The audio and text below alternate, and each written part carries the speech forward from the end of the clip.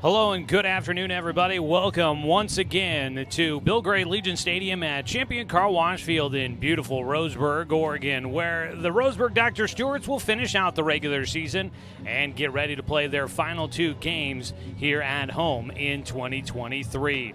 The Doc Stewarts welcome in the Area 4 League Champion Emerald Challengers for tonight's matchup. The Doc Stewarts looking to try and win this series.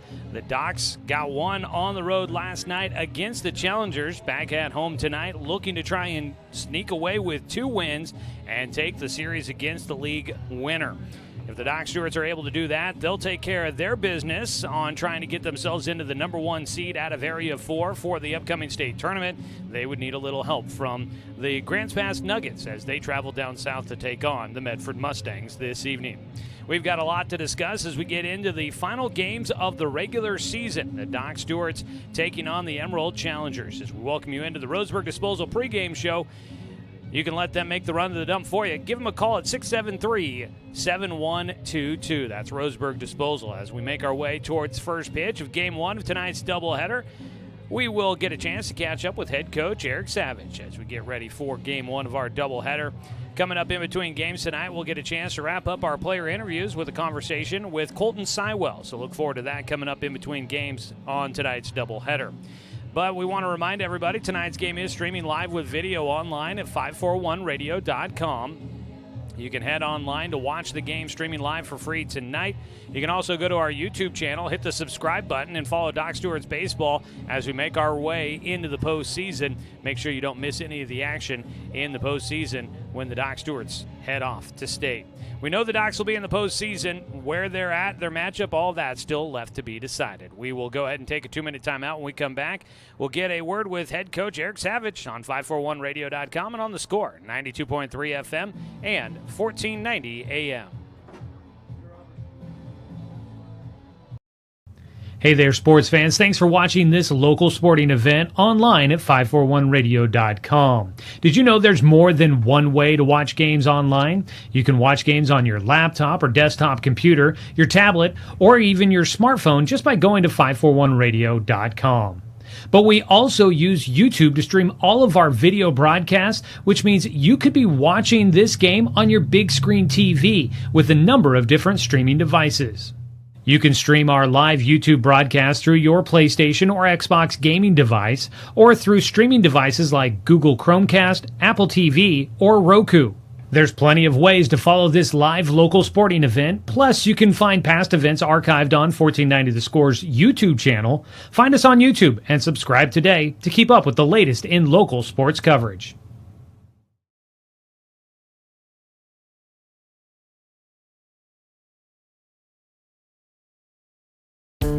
Find everything you need to enjoy the outdoors, at home or on the road, at Douglas County Farmers Co-op.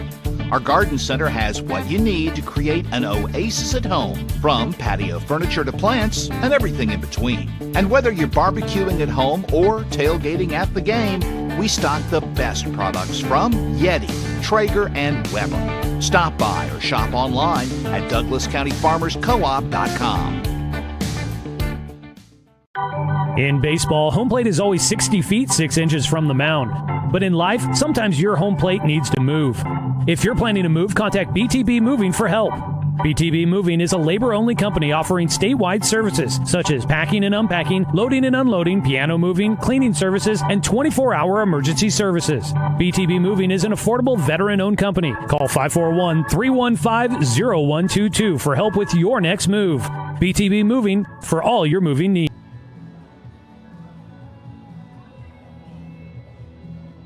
Back here with more of our Roseburg Disposal pregame show. You can let them make the run to the dump for you. Give them a call at 673-7122.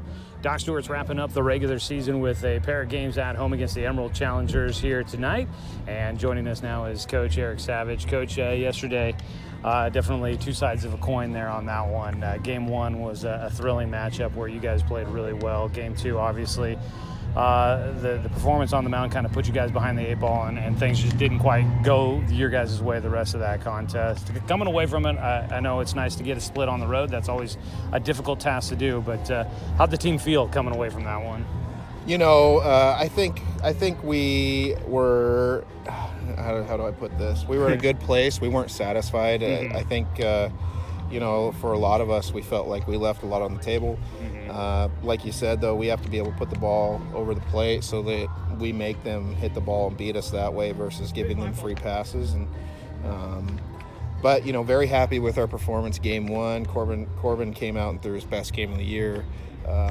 Saw him make some strides on some things that we've been working on as a staff, and I was super happy for Corbin and the rest of the guys. I mean, we played clean baseball. We swung it pretty well. Had a couple big hits from a couple of our older guys, and play clean baseball. That's how those games work. You win 2 1-ball games, 1-run ball games, but anyways, split on the road. Hopefully sweep at home. We've got 2 good arms thrown today, and I think we got a chance. And I think we're in a good spot. Yeah. We've talked about this team and the mental aspect of the game and getting that confidence piece. And this team, went up there and took one on the road against a team that's leading the league and ends up claiming an Area 4 championship. Yeah. I feel like that's got to at least be a feather in the cap for the team to continue to be that, kind of working with that chip on the shoulder, but proving that, look, we can do it. Yeah, absolutely. That's kind of been our mantra since the beginning of the year, is try to have that underdog mentality, try to have that chip on your shoulder. And, we got put in a situation 7th inning where we've been put in that situation 3 times this year and not been successful. We've been ahead and got a couple guys on, and they put some pressure on us, and we kind of made mental mistakes or physical mistakes, whatever it may be. And it was nice to see that they got 2 guys on, 2 outs, and we were able to shut the door and get that win against a very good club, a club that plays clean baseball, and they're a good club, and they're first in our league, and rightfully so. And I think it was a big eye-opener.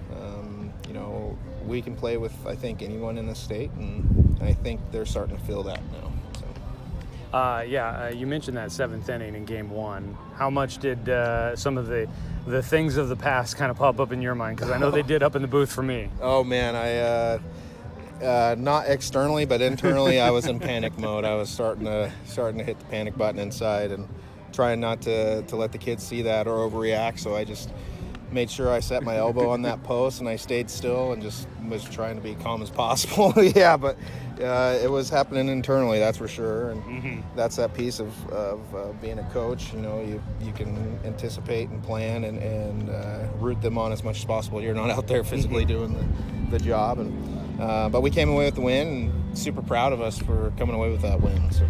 Today, you guys wrap up the regular season with 2 against the same Challengers team. And, obviously we would love to see a little bit of luck go our direction and maybe find a way to get that number 1 seed as you guys battle with Medford for it. But would need a little bit of luck to hit your side, the ball to bounce your direction. But you can only control what you can control. Yeah. Getting out there and trying to finish out 2 wins to take that into the postseason. How important is it for you guys to try and finish strong here? Oh, it's going to be huge. What we do today is a lot. What's going to lead us into the play-in game in the state tournament. Hopefully not a play-in game, but so we got to finish well. We got to finish strong. We got to do all those little things that we talk about on a daily basis, and some of those things that we buy into as a club are absolutes, and be really good at those things. And hopefully it takes care of himself, like you said. Hopefully the ball bounces our way, and we play the game the right way, and walk out here with 2 wins. So. All right, Coach. We wish you guys the best of luck, and thanks for a great regular season. We look forward to the postseason. Thank you, Joey. Coach Eric Savage joining us here on the Roseburg Disposal pregame show as we count down to first pitch of Game 1 of tonight's doubleheader. Doc Stewart's come in at 17, 14, and 1 on the season. They are 8 and 6 in Area 4 league play. The Challengers are 45 and 5 on the year. They're 12 and 2 in league play. Taking a look at your Area 4 standings as we enter into tonight's final day of the regular season. The Challengers, they've clinched the Area 4 championship.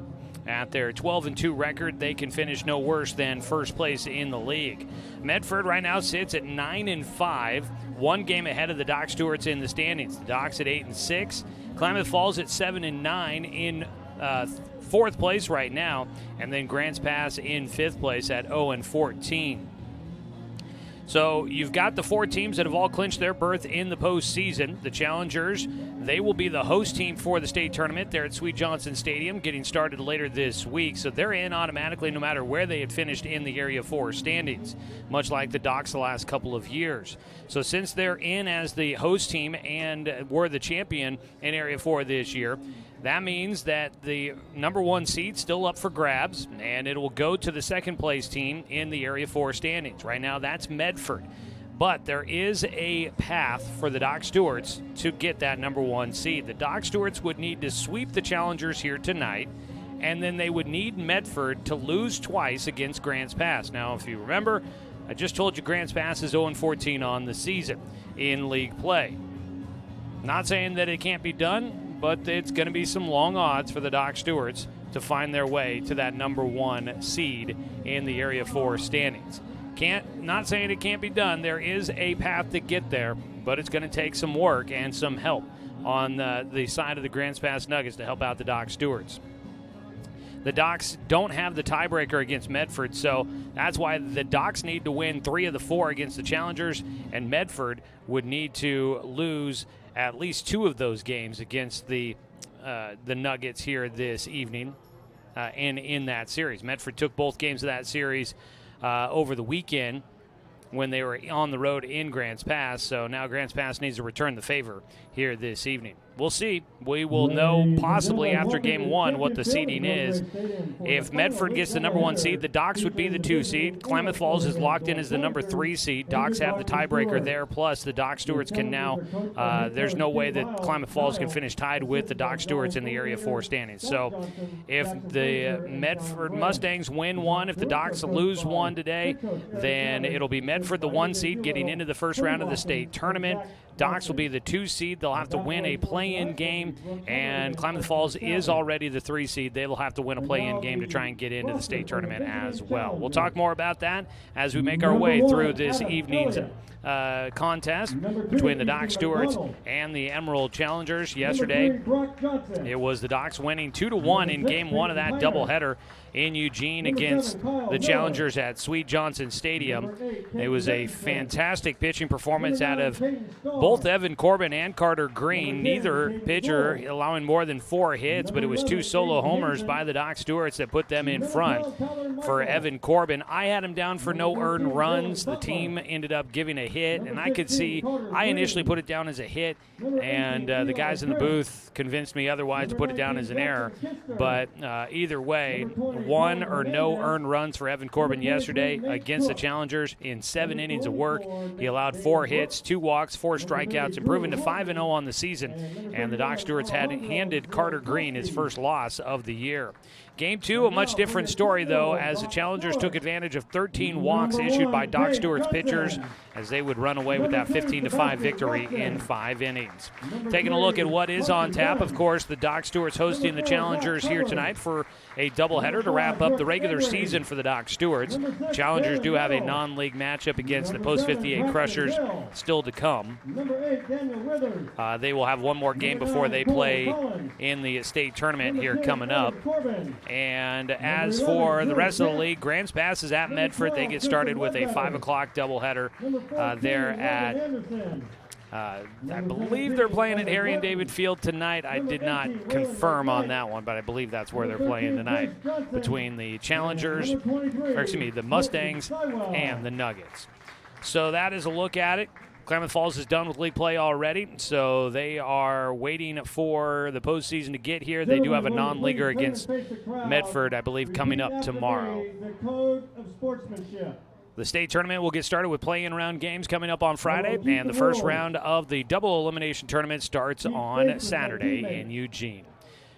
Well, there is your Roseburg Disposal pregame show. When we come back, we'll take a look at your Cougars Pest Control starting lineups, and we will get you ready for Game 1 of our doubleheader. Don't go anywhere. Doc Stewart's baseball against the Emerald Challengers coming up next on 541radio.com and on the Score, 92.3 FM and 1490 AM.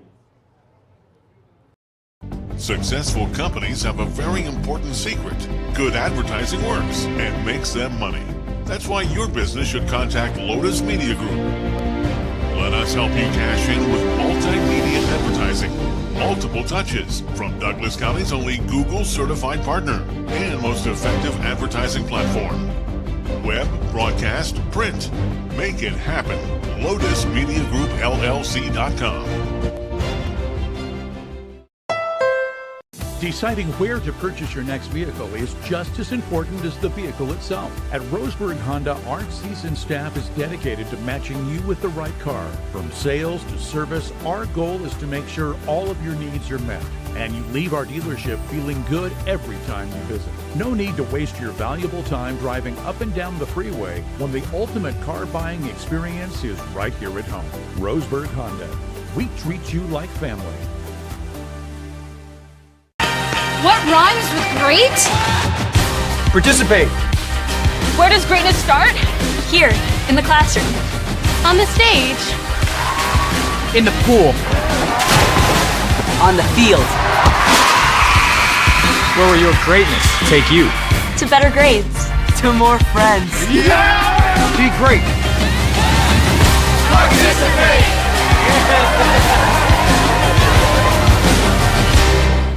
Brook Communications radio stations have joined forces with a news review and Lotus Web Services, announcing the Lotus Media Group, a multimedia enterprise. Web, broadcast, print. Make it happen with LotusMediaGroupLLC.com.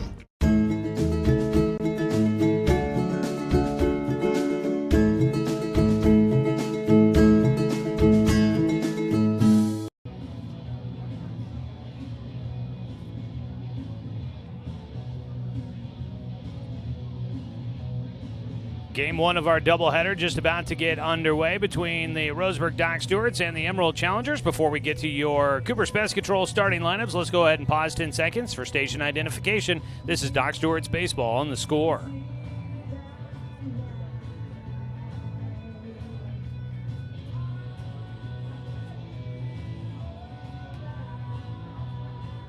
Starting defensively for the Doc Stewarts, over in right field, number 9. The Emerald Challengers coming in at 45-5 on the year, coming off of a win against the Doc Stewarts in Game 2 of a doubleheader last night. They will start off with Adam Elliott, the center fielder, leading things off for the Challengers, followed by Brock Johnson, the shortstop, batting second.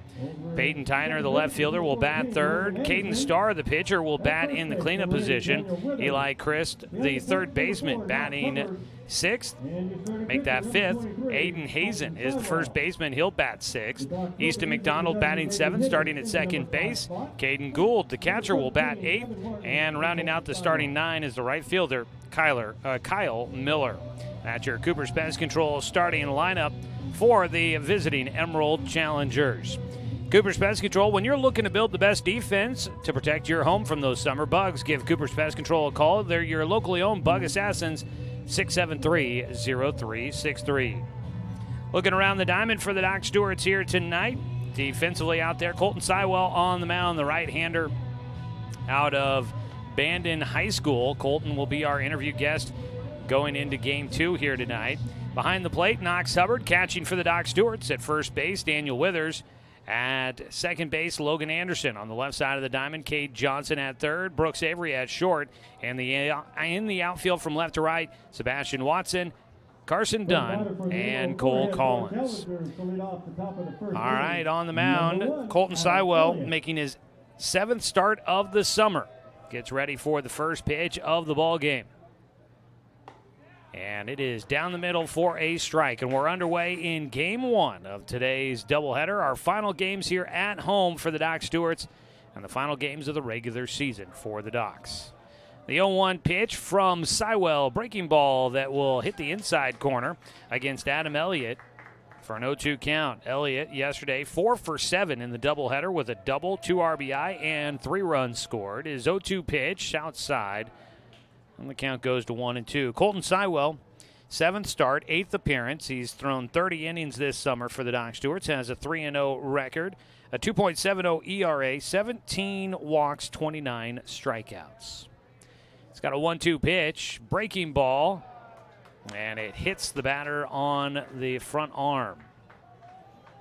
And so the leadoff man on base for the Emerald Challengers.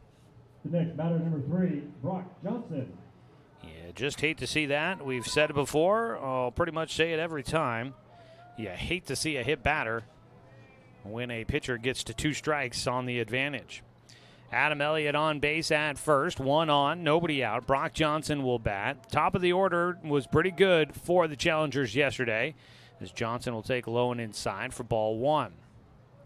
Yesterday, though, game 2 really got away from the Docs, and a lot of hits piled up for the Challengers. Brock Johnson, though, was 4 for 6 with 2 walks, 2 runs scored. He'll take outside as he gets ahead, 2 balls, no strikes. Top of the first inning, scoreless ball game so far. Second batter at the plate, Brock Johnson.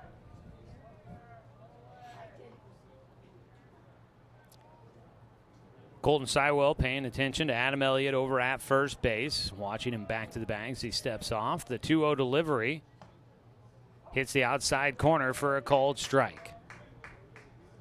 Beautiful sunny day here in the Umpqua Basin, not nearly as warm as it has been as of late. The wind breezing around, blowing out to right field as it usually does. Ball hit out that direction, coming in. Cole Collins, a diving attempt. He'll come up with the play in right field. And the Doc Stewarts have the first out here in the first inning on a big defensive play in right field by Cole Collins. Collins, a late addition to the starting lineup. Drew Camp, a late scratch for the Docs. Cole Collins takes over in the lineup card in his spot. And he comes up with a nice diving attempt out in right field to retire Brock Johnson. 1 away, and the lefty Peyton Tyner will dig in. Tyner's first pitch hits the outside corner for a called strike. So the Docs will look for something they can possibly turn up the middle with Avery and Anderson. Cade Johnson, the sure-handed third baseman, in that mix as well. And there goes one right to him. He catches a line drive, throws over to first. Won't get it there in time. Wow, that almost made me feel like Nostradamus there. Peyton Tyner will line out to Cade Johnson. Mentioned sure-handed, sure enough. Squats down to catch the low line drive off the bat of the lefty. Makes the catch there. Fired quickly across the diamond to Daniel Withers at first. But diving back in ahead of the throw was Adam Elliott. 2 away. First pitch swinging, a high chopper third base side. Johnson, throw to first. Won't get there, and it gets away from Withers. He'll chase it down to the fence. And Adam Elliott will move from first to third. And Caden Starr, who was up to bat, swinging at the first pitch. He'll reach on an infield single. That ball bouncing down the left field side. With 2 away, I'll have runners on the corners now for the Challengers. And Colton Sywell needs 1 more out to get through this first inning without giving up the lead. Caden Starr, that ball not hit hard. Just dribbled down the third base line, and it had to be a quick bang-bang play made by Cade Johnson. And didn't quite get it there in time, and it was low, and Withers just could not scoop it off the turf. Got by him, and that allowed Adam Elliott to move all the way to third. So the Docs with their first error of the ball game, but Caden Starr reaching on a hit.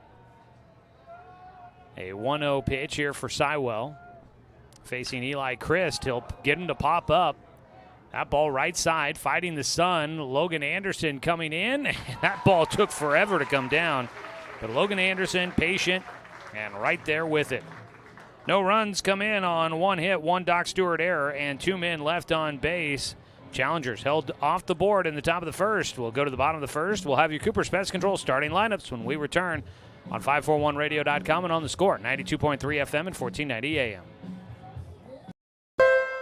Deciding where to purchase your next vehicle is just as important as the vehicle itself. At Roseburg Honda, our seasoned staff is dedicated to matching you with the right car. From sales to service, our goal is to make sure all of your needs are met, and you leave our dealership feeling good every time you visit. No need to waste your valuable time driving up and down the freeway when the ultimate car buying experience is right here at home. Roseburg Honda.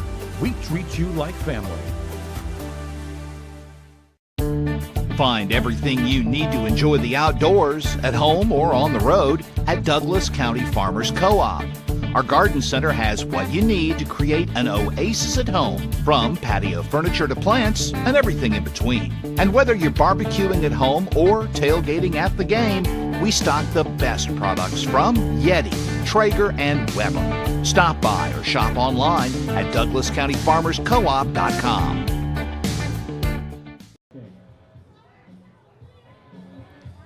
Going to the bottom of the first, a scoreless ball game. Taking a look at the Cooper's Pest Control starting lineup for your Doc Stewarts, put together by head coach Eric Savage in his first year. Brooks Avery will lead things off, the starting shortstop for the Docs. In center field, Carson Dunn will bat second. At third base, Cade Johnson hitting third, followed by Daniel Withers, the cleanup man, starting at first base. The DH, Evan Martin, will bat fifth. He'll hit for starting pitcher Colton Sywell. The second baseman, Logan Anderson, batting in the sixth position. Cole Collins in right field will bat seventh. Starting at catcher and batting eighth is Knox Hubbard. And Sebastian Watson will round out the starting nine in left field. That is a look at your Cooper's Pest Control starting lineup for your Roseburg Dr. Stewarts as we go to the bottom of the first in a scoreless ball game. Cooper's Pest Control, your locally owned bug assassins. Give them a call at 673-0363. Brooks Avery will lead things off for the Doc Stewarts. Avery on the year batting .305. Was hitless in game one yesterday, but bounced back. Had a hit in 3 at-bats yesterday in game two. He'll face the first pitch and fouls it away on the offering from Caden Starr. Caden Starr on the mound out of Marist High School. A first-team All-State pitcher for the Spartans. His 0-1 pitch just outside for a 1-1 count to Brooks Avery. Avery's been in the leadoff spot for a good chunk of this summer. This is 1-1 pitch. He pops up. Slams down the bat as he heads down the line. That ball to third base, caught by third baseman Eli Christ. One away. We'll bring up Carson Dunn. Behind the plate, Caden Gould catching for the Challengers. Out at first base, Aiden Hazen. At second base, Easton McDonald. On the left side of the diamond, Eli Christ, and then Brock Johnson at short. We'll get you the outfield after the first pitch here to Carson Dunn. Takes high for ball one. In the outfield from left to right for the Challengers, Peyton Tyner, Adam Elliott, and Kyle Miller. Your starting defense for the Challengers. That ball belted left side. Going to carry enough out there to the left fielder, Peyton Tyner. Well struck for Carson Dunn, who had his third home run yesterday in Eugene. But that ball hangs up long enough, and Peyton Tyner able to run underneath it for the second out. 2 away, and it brings up Cade Johnson, the starting third baseman. Johnson making a couple of defensive plays, fouls off the first pitch. That one looked like a hit off of the mask of the umpire, or the catcher, I believe. Ricocheted up into the netting behind home. Johnson with a nice grab on a line drive right at third. Also made a tough play charging in, just couldn't finish it off. Made a good play charging in on a chopper down the third base line, but Docs couldn't complete it. The 0-1 pitch, high from Starr, a 1-1 count. Doc Stewart's in the bottom of the first, trying to grab an early lead if they can. The 1-1, just a little elevated once again for Starr. The count goes to 2-1. Out on the mound, Starr working out of this stretch with nobody on base. Swing and a miss. He gets Cade Johnson for strike two. Cade Johnson batting .266 this summer for the Doc Stewarts. Making his 28th appearance in a ball game. Fouls it away, the 2-2. Good crowd showing up for tonight's ball game. Final home games of the season here at Champion Car Wash Field for the Doc Stewarts. So last chance to see the team before they're on the road for postseason play. The 2-2 outside. Cade Johnson able to hold off with a check swing. Doesn't hurt that it's a nice night out here as well. A slight little breeze helping things stay a little cool. And right now looking at 81 degrees in the Umpqua Basin. Just a little below our high temperature of 82. So just been kind of a nice, comfortable, warm day. 3-2 pitch to Cade Johnson. He'll take low for ball four. 2-out walk issued by Caden Starr. Now batting number 8, Daniel Withers. Cade Johnson will get on base for Cade Johnson. Walk number 17 on the year. Puts him among the team leaders. Leading the way, Knox Hubbard with 20. Up to bat, Daniel Withers with 2 out and a man at first. Takes on the outside corner for a called strike 1. Withers batting cleanup for the Doc Stewarts. Coming into today's doubleheader with a .284 batting average. The 0-1 pitch, low and outside. Off the glove for the catcher, Caden Gould. Nearly scooped it up at first. And it looked like he knocked it down. I thought he was going to get right back to it. And then I looked down for a second, looked back up, saw Johnson run and looked back out, and the ball had been ricocheted back out in front of home. So Cade Johnson moves into scoring position. A 1-1 count for Daniel Withers, looking to get the first hit of the game for the Doc Stewarts. He'll take outside. Doc Stewarts baseball this afternoon and all season long has been brought to you by DC Farmers Co-op, where everyone's welcome to shop. 2-1 delivery from Starr. Hits the outside corner again for a strike. Evens things up. 2 balls, 2 strikes. According to reports, Caden Starr sitting around 87 plus. With his fastball is 2-2. He goes to it. A ground ball, fair ball down the third base line into the corner in left field. Johnson will score. Withers heading for second. The throw goes there. He'll get in time. Doc Stewart's grab a 1-0 lead here in the bottom of the first. Daniel Withers will trade places with Cade Johnson. And the Doc Stewarts lead at 1-0. Withers got around on the inside pitch. We were talking about the fastball for Caden Starr. Looked like he went to it there. And Withers just gets around on the inside pitch, bounces it down the line. It took one big high hop as it goes by third. And you could clearly see it landed in fair territory behind the bag. First pitch swinging for Evan Martin, fouled away. 2 out rally here for the Docs. A walk to Cade Johnson, a double by Daniel Withers. And the Doc Stewarts take the 1-0 lead in the bottom of the first. Evan Martin, the DH, an 0-1 pitch. He'll take low. Evan Martin, in his last 4 games that he's played, not the last 4 games necessarily for the Doc Stewarts, but in the last 4 games that Evan Martin has played, he's been able to reach base safely with a hit. 1-1. He puts one high in the air out to right field. Trouble out there with the sun. Kyle Miller, though, will handle it and makes the play for the out. Doc Stewart's a 2-out rally, get a run across on a double by Daniel Withers. 1 run on 1 hit. There were no errors and 1 man left on base for the Docs. They lead at 1-0 going to the top of the second on 541radio.com and on the score, 92.3 FM and 1490 AM.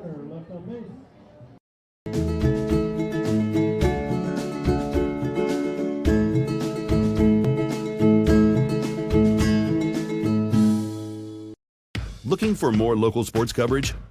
CBS Sports Radio 1490 The Score has you covered. Check out our homepage at 541radio.com for sports stories, scores, and podcasts. And follow us on social media. 1490 The Score is on Twitter, Facebook, and Instagram.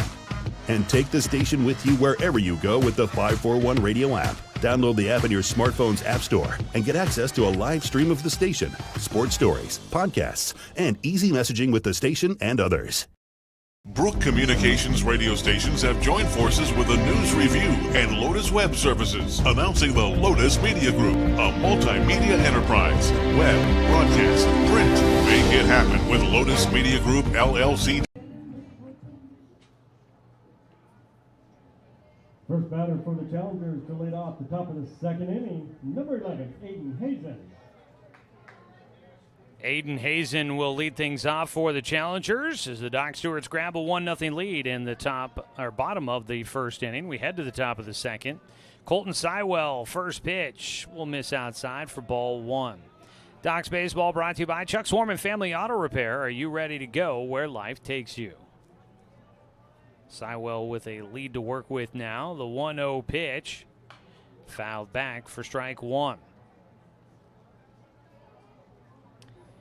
Sywell doing a nice job here early on of filling up the strike zone. That's exactly what his coaching staff wants to see. It's a 1-1 delivery. Breaking ball just a bit low. Can't entice the hitter to try and chase after that one. Aiden Hazen did play in both games yesterday. Didn't have a hit in game 2. He walked 3 times. 2-1 pitch. Swings through for strike 2. So Hazen was 1 for 4 yesterday with a hit in game 1 and 3 walks in game 2. 2-2 pitch. Fouled back. Stays a 2-2 count to the leadoff man for the Challengers. So as it goes, Docs, they would love to have the number 1 seed, but definitely going to need some things to break in their direction to get there. If they're the number 2 seed, they'll play Sherwood in a play-in game on Friday. 2-2 pitch. Off speed, grounder to third, picked up by Johnson. He'll throw across to Withers. 1 away. Easton McDonald bats with 1 out and nobody on, the number 7 hitter.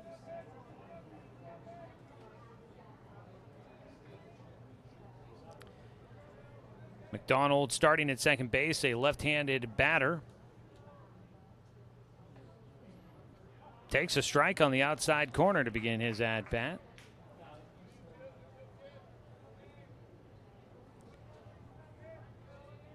Colton Sywell facing the second lefty in the lineup for the Challengers. He'll miss outside. The other is Peyton Tyner, who lined out to third base.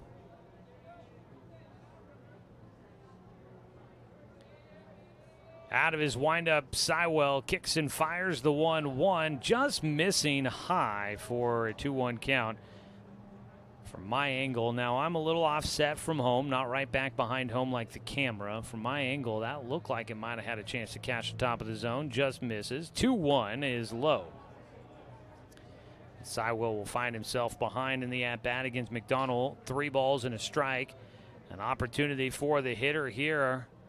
Sywell quickly into his windup. The 3-1 pitch fouled away towards the parking lot. And Sywell battles his way back in for a full count.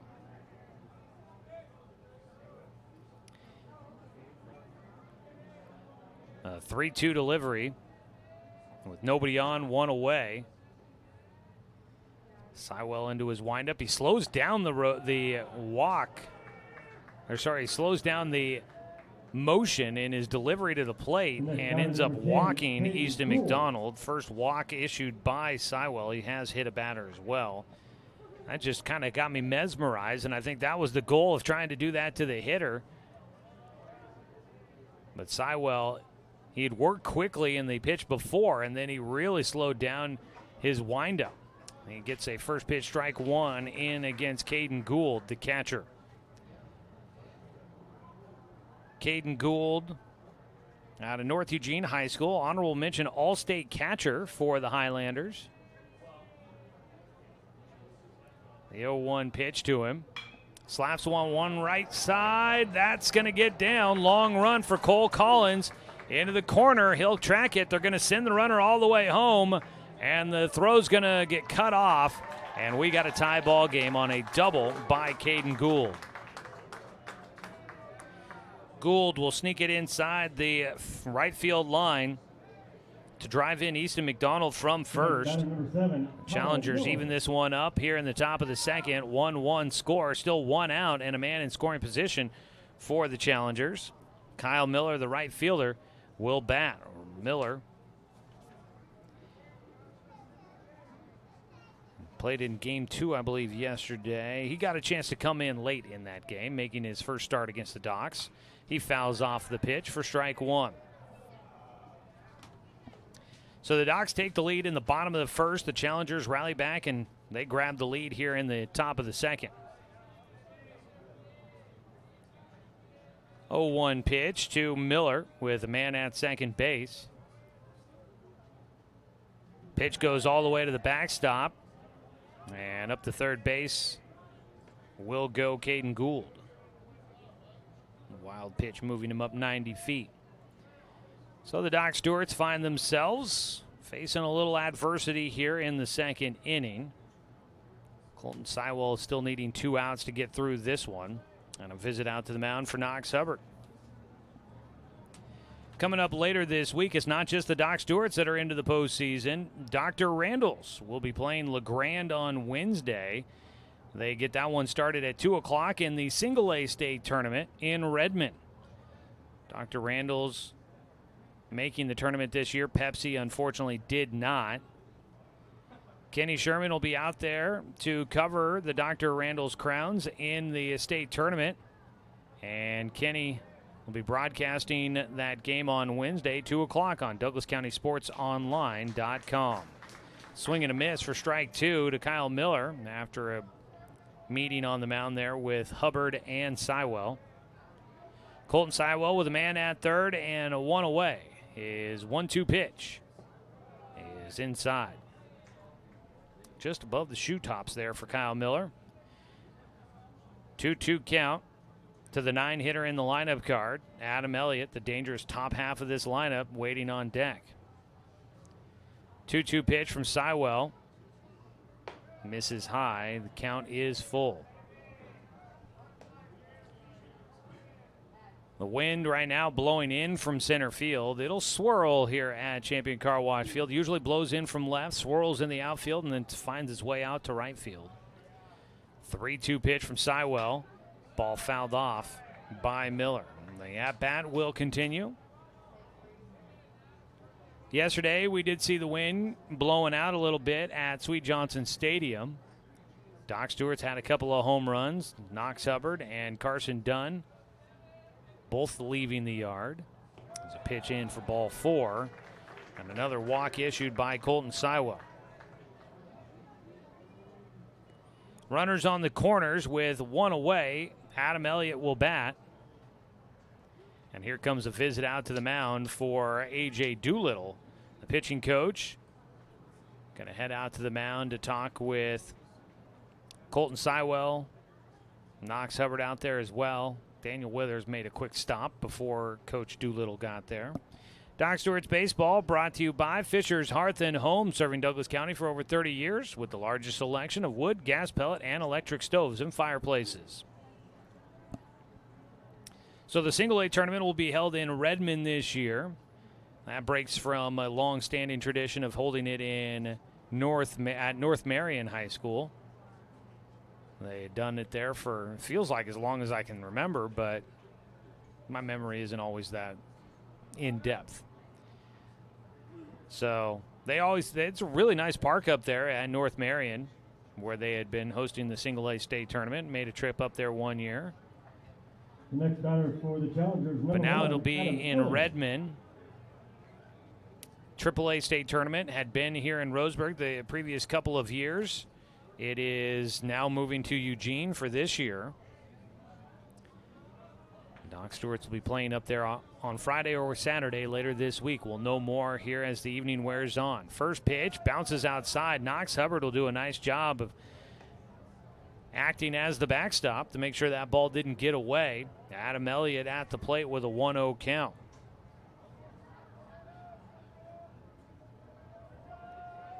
A 1-0 delivery.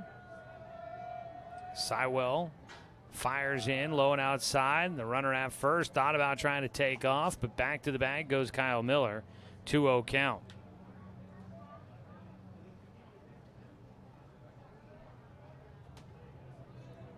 A 2-0 delivery coming up here for Sywell, who has suddenly started to struggle finding the zone just outside a 3-0 count. I lauded him for filling up the strike zone. And suddenly he has been struggling to find it. A walk to Kyle Miller put him on at first. Easton McDonald walked earlier in the inning. He came around to score to tie this game up. A 3-0 pitch in for a strike. Easton McDonald, one-out walk. And then came around to score on the double by Caden Gould. Then a walk to Kyle Miller. And there's runners at first and third with one out. Doc's hoping to try and get a ground ball here out of Adam Elliott and turn 2 with it. 3-1 pitch, runner going. There's ball 4. Sywell will cut that one off on the mound. That might have been a good idea there, because if that ball goes through, the runner gets the free pass to second base. They weren't going to catch him stealing. And I guess you eliminate the risk of that ball not getting caught at second base or just not being able to react quick enough to get the runner from third trying to break on the first and third situation. Third walk issued by Colton Sywell. They're all here in this second inning, and he'll miss low and outside for ball one to Brock Johnson. Sywell's got to start finding the strike zone, nowhere to put Johnson with the bases loaded and one out. 1-0 delivery out of the windup for Sywell. Breaking ball catches the inside corner. He'll even up the count. Score update from Medford. Game one between the Nuggets and the Mustangs. It's a 0-0 ball game down there. The 1-1 pitch from Sywell bounces in. Breaking ball ends up low. So they're scoreless between the Nuggets and Mustangs after just 2 innings. We're in the top of the second here. It's a tie ball game, 1-1. The Challengers threatening to take the lead. Ground ball foul, knocked towards the on-deck circle on the dock side of the field. 2-2 count for Brock Johnson, who flew out to right field on a diving play made by Cole Collins. 2-2 pitch out of Sywell, holds the glove up in front of the face as he goes into his windup. That ball lifted in the air, not very deep. It's Carson Dunn calling for it. The runner taking off from third. The throw goes to the plate, won't get there in time, and the runner from second will advance up to third. And the Challengers will take a 2-1 lead on the sac fly by Brock Johnson. Johnson will drive in the go-ahead run. Staying at first was Adam Elliott. Moving to third goes Kyle Miller. Scoring was Caden Gould. Slides in just ahead of the play at home. So again, first and third with 2 down now. Peyton Tyner will bat. Again, lined out to third baseman Cade Johnson. The lefty stands in. First pitch called strike one to him.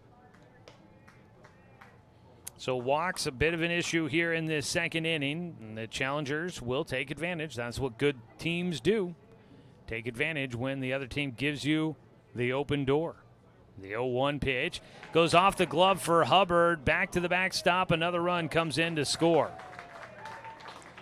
And yesterday in game 2, wild pitches and passed balls were definitely a bit of an issue for the Doc Stewarts.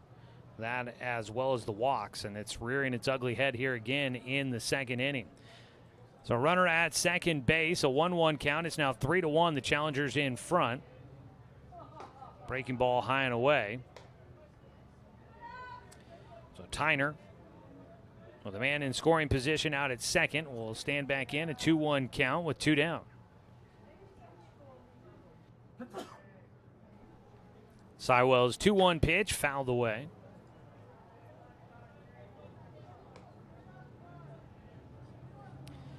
Get you an update on some other local sports action going on here this week.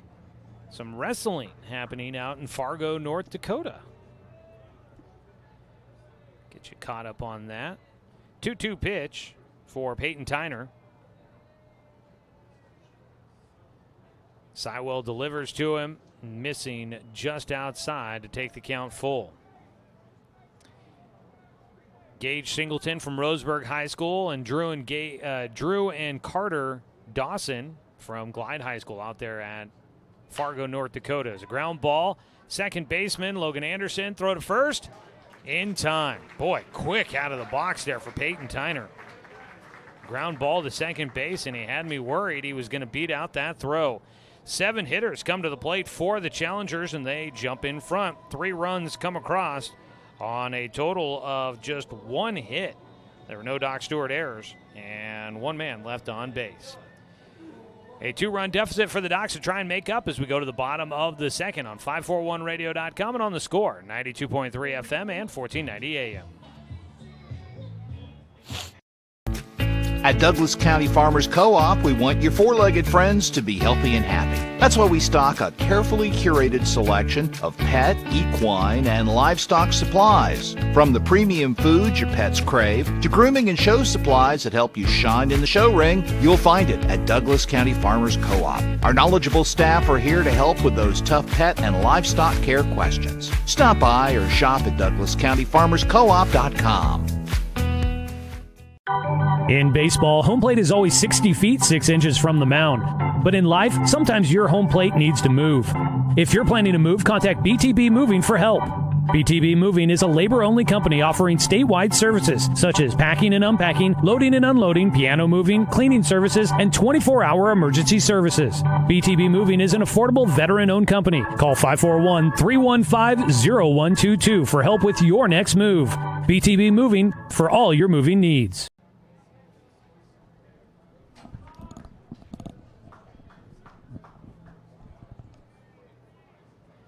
Bottom of the second inning, Doc Stewart's trailing 3-1 against the Challengers. Today's game brought to you by Cascade Community Credit Union, belong to Douglas County. Leading things off for the Docs will be Logan Anderson, who has been a nice bit of a surprise this summer for the Doc Stewarts. It's a pitch low and outside. And on the mound, Caden Starr lost his footing a little bit there. We saw that as an issue when the Doc Stewarts hosted Grants Pass last week. The Nuggets pitchers had some issues. Starr will miss low and outside for a 2-0 count to Anderson. Just kind of trying to figure out where to put their plant foot as they delivered home. That was kind of the big issue that kept slipping around. A pitch in for a strike, goes off the glove for the catcher. Caden Gould will track it down the first base line. He had no clue where that baseball had ricocheted to. 2 balls and a strike for Anderson. Starr delivers. Anderson will foul that one towards the Newell family hitting facility here at the sports complex at Bill Gray Legion Stadium. Evens up the count, 2-2 for Anderson. Breaking ball, he sat on that one, chopped at it, and fouls it away to stay alive. Caden Starr so far has given up just the 1 hit in the first inning. Did give up a run on the double by Daniel Withers. Doc's trying to rally back in this one. Anderson will hit another one, fouled out of play. So the count remains 2-2. Logan Anderson going to use up all the baseballs available to us out there. All these foul balls here. 2-2 pitch again from Starr. High and inside, and the count goes full. Logan Anderson on the season. Comes into today batting a team-high .355. He's got just 1 walk on the year, if that number's right. Let me double-check my mark there. He fouls off a pitch, stays with the 3-2 count. Let's see, Logan Anderson, no, 13 walks on the season. That didn't feel right. I don't know how I ended up down there on Evan Martin, who I was looking at. 3-2 pitch for Anderson. Hits one out towards center field on the run. Adam Elliott, also the right fielder coming in. That ball tailing towards the alley. Kyle Miller will get there to retire Logan Anderson. 1 away. That brings up Cole Collins, a late addition to the starting lineup for the Doc Stewarts. Starting in right field. Collins has had a pretty nice season at the plate when he's had his opportunities. Only 33 at-bats, but he's hitting .303 on the year. He squares to bunt and pops that one up foul, and that will get it into the grandstands for strike 1.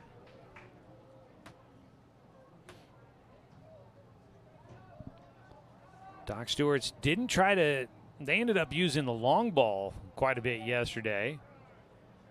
Game 1, they got their win thanks to 2 solo home runs. A swing and a miss. Collins not cheated on that swing. An 0-2 count. Docs had the 2 home runs. I remember distinctly the one time I really remember them trying to bunt and ended up in a double play. 0-2 pitch is in the dirt.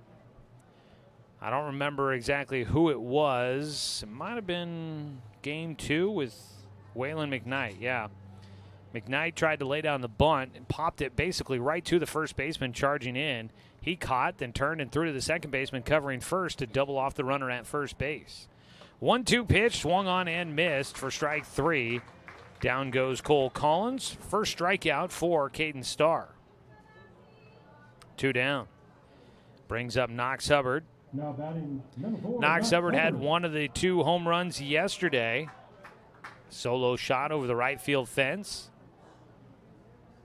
The dimensions will say that this ballpark is somewhat similar, but it plays a little different. As a ground ball rolled to second base by Hubbard, and that is a quick out there to finish things off in the second for the Doc Stewarts. A 1-2-3 frame for Caden Starr, and the Doc Stewarts find themselves down 3-1 after 2 innings of play. No runs, no hits, no errors, and nobody left on. We go to the top of the third on 541radio.com and on the Score, 92.3 FM and 1490 AM. To us, pizza the way it ought to be isn't just our slogan. It's our promise and our passion to give you the best dining experience and the best tasting pizza you expect. For over 40 years, we've been making pizza the way it ought to be. Handmade with the freshest and finest ingredients. Our dough is made fresh daily, and we use 100% whole milk mozzarella cheese and toppings edge to edge. There's pizza, and then there's Mountain Mike's Pizza. Pizza the way it ought to be. My wife and I moved to Oregon to raise a family, set our roots, and to have a lot of fun outdoors. We quickly realized that we needed a truck or a rig for the projects that we were doing in our backyard. When we were looking to find a place to finance our truck, we asked our patients, and everyone recommended Cascade Community Credit Union. It was so easy to work with Cascade. Everything was done via email, phone, and we didn't even need to go in. I can't wait to finish up the projects in the backyard, go on more adventures in our truck with our boys, and I look forward to working with Cascade again in the future.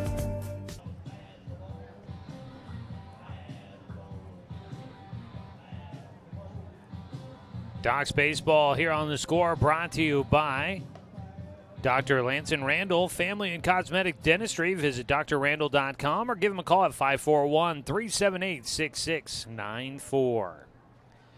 Football season right around the corner.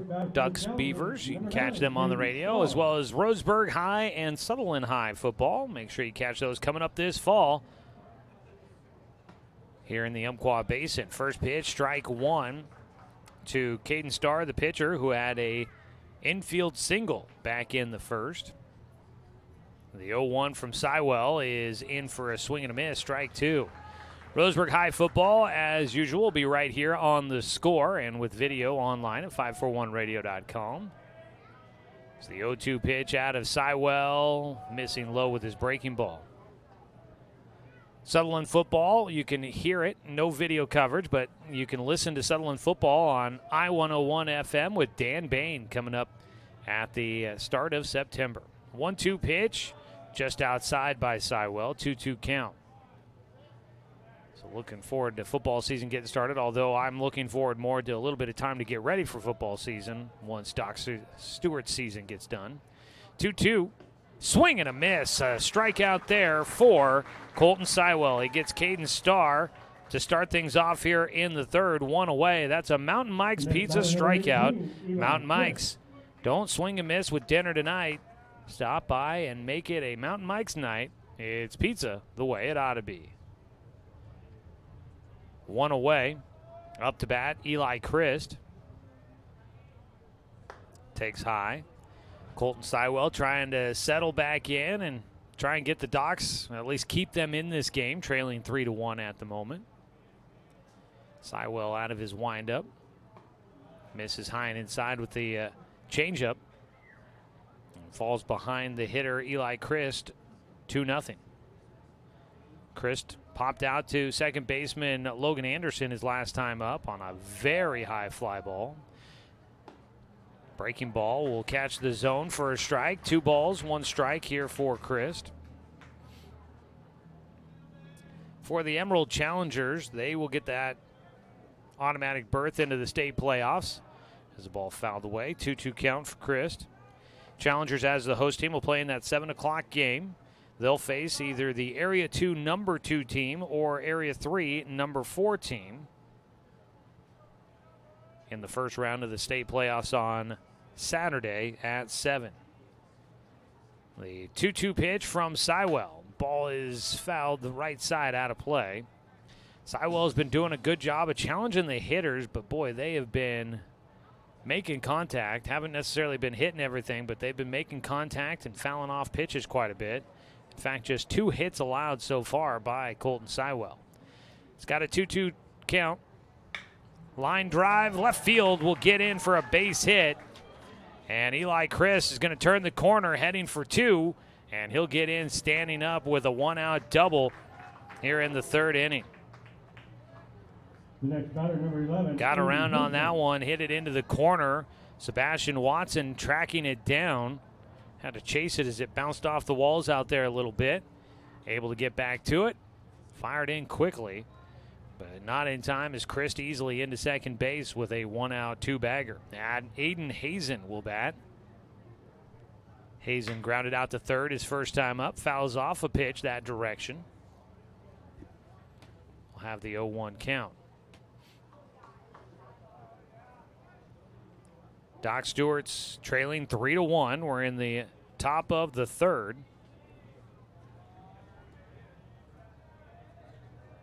Sywell's 0-1 pitch. Breaking ball. Check swing. Runner going. Throw to third will not be in time. Check swing for strike 2 to Hazen. But up to third base will go Eli Christ. Breaking ball that enticed the hitter to chase after it outside the zone. And Knox Hubbard tried to get the glove on it, but could not keep it from getting away from him. And Christ aggressively taking 90 feet. Defense will play in with 1 out and an 0-2 pitch. Swung on and missed. Hubbard will look the runner back to third. Throw goes to first, and they will get the out there on another Mountain Mike strikeout for Colton Sywell. He's got 2 strikeouts here in this frame. Brings up Easton McDonald, who walked in the 2nd inning. The next batter, number 2, Easton McDonald. McDonald walked and eventually scored the game-tying run. Takes high and away. Challengers wearing the red tops here tonight with the gray trousers, white numbers on the back of the jersey. Doc Stewart's wearing the cream tops, cream trousers with the blue stirrup socks. Breaking ball outside, 2-0 count.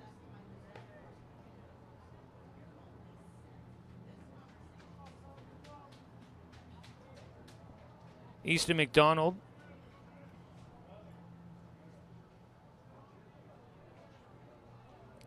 out of Thurston High School, class of 2023, takes a strike, 2-1 count. He was a first-team All-State infielder for the Colts. He's got a 2-1 count as he digs back in. Sywell kicks and fires. Swing and a miss for strike 2. Colton Sywell looking to try and polish off this frame. Leave a man stranded at third. Needs 1 more strike to do so. Crowd filtering in here as we make our way towards 6 o'clock. It's filling things up here at Champion Car Wash Field. The 2-2 fouled away into the grandstands and beyond.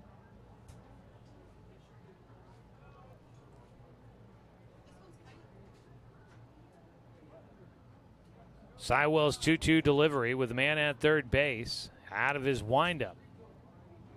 Misses high and away. Sywell with 3 walks, all of them coming back in the 2nd inning. When the Challengers put 3 runs on the board, he's looking to avoid it here. There's 2 away. The 3-2 pitch misses outside for ball 4. So down to first for a second time will go Easton McDonald. Draws his 2nd walk against Colton Sywell. Now there's runners on the corners with 2 away. And out to instruct the infield. Knox Hubbard steps in front of home as Caden Gould sheds his shin guards and heads to the plate for his 2nd at-bat of the evening. Last time up, Caden Gould got the Challengers on the board with a double down the right field side. Sywell having to work a little longer. Pickoff throw to first base, not in time. Withers able to handle it over there with a runner at third. Got to be careful. Ball gets by, and it's going to be another run. Runner going, the throw goes short to second. They've got McDonald in a rundown. The runner going to come home, and everybody's safe. Brooks Avery didn't recognize the runner breaking from home, and Eli Chris comes in to score. Easton McDonald dives back into first base.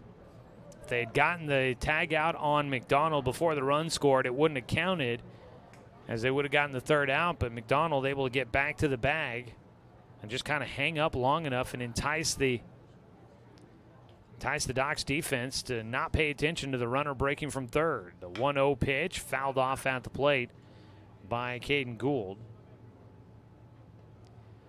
So the Challengers will add a run, stealing home.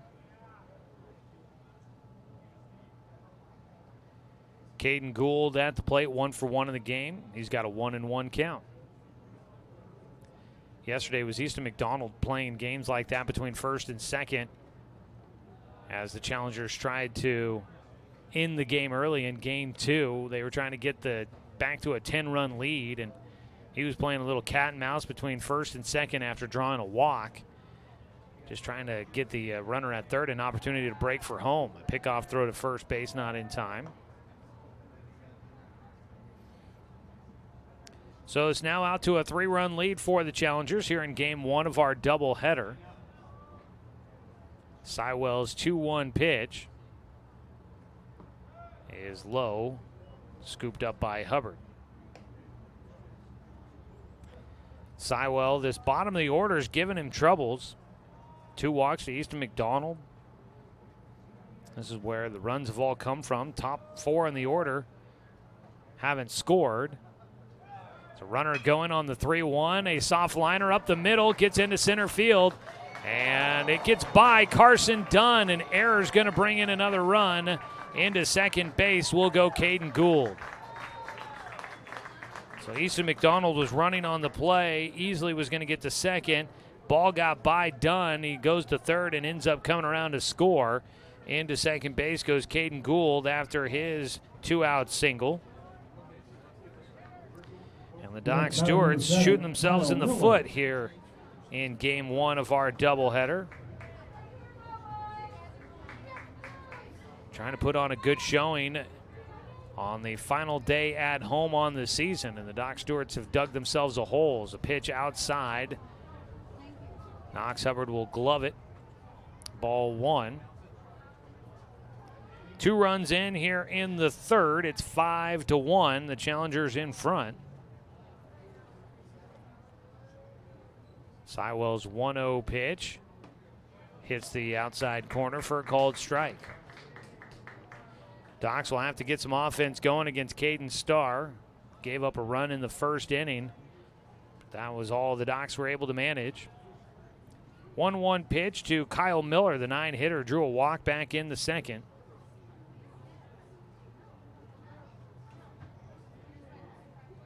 Sywell staring in. Looked like Knox Hubbard checking the wristband, gives the signal to the pitcher. And the pitch bounces outside, runner going, throw to third, wrong side of the bag.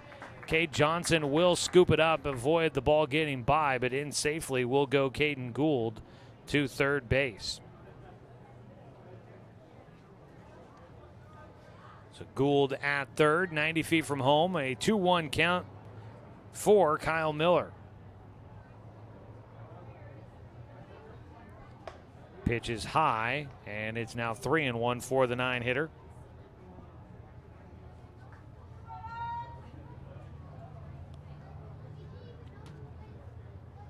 Sywell's 3-1 pitch misses for ball 4. Second walk here in the third. That's 5 in the game for Sywell. And man, that is just a stat that just has to be frustrating the dugout there for the Doc Stewarts. 13 walks yesterday in game 2. Sywell filling up that column in the stat sheet here just a little bit too much. 5 of them total. He's got 2 strikeouts. But the walks have been killer for the Doc Stewarts. Top of the order, Adam Elliott, first pitch. Grounds one towards short. Brooks Avery will go the long way to first base to get the final out. For a second consecutive inning, 7 hitters come to the plate for the Challengers. They'll tack on 2 more runs, leading at 5-1 as we go to the bottom of the third on 541radio.com and on the Score, 92.3 FM and 1490 AM. Hey there, sports fans. Thanks for watching this local sporting event online at 541radio.com. Did you know there's more than one way to watch games online? You can watch games on your laptop or desktop computer, your tablet, or even your smartphone just by going to 541radio.com. But we also use YouTube to stream all of our video broadcasts, which means you could be watching this game on your big screen TV with a number of different streaming devices. You can stream our live YouTube broadcast through your PlayStation or Xbox gaming device, or through streaming devices like Google Chromecast, Apple TV, or Roku. There's plenty of ways to follow this live local sporting event. Plus, you can find past events archived on 1490 The Score's YouTube channel. Find us on YouTube and subscribe today to keep up with the latest in local sports coverage.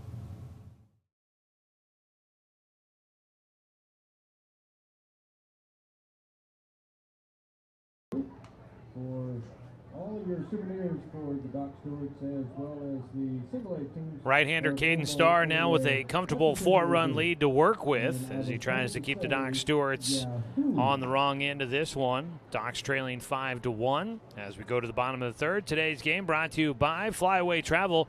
Book your travel plans with their travel experts, now located at 1445 West Harvard Avenue, or give them a call at 672-5701. Doc Stewarts will wrap up their first time through the lineup as Sebastian Watson will bat. The 9-hitter stands in after a long half inning defensively for the Doc Stewarts. First pitch, a check swing into the net for strike 1. Docs are just finishing up their first time through the lineup. On the other side, the Challengers are just underway on their third time through the lineup card. Pitch high, 1-1 count for Watson. So the Doc Stewarts looking to try and find some of the offensive momentum they had in Game 2 when they put up 10 hits against the Challengers. Taking high, 2-1 count for Watson. Sebastian Watson on the season. Comes in batting .259. Docs as a team hitting .289.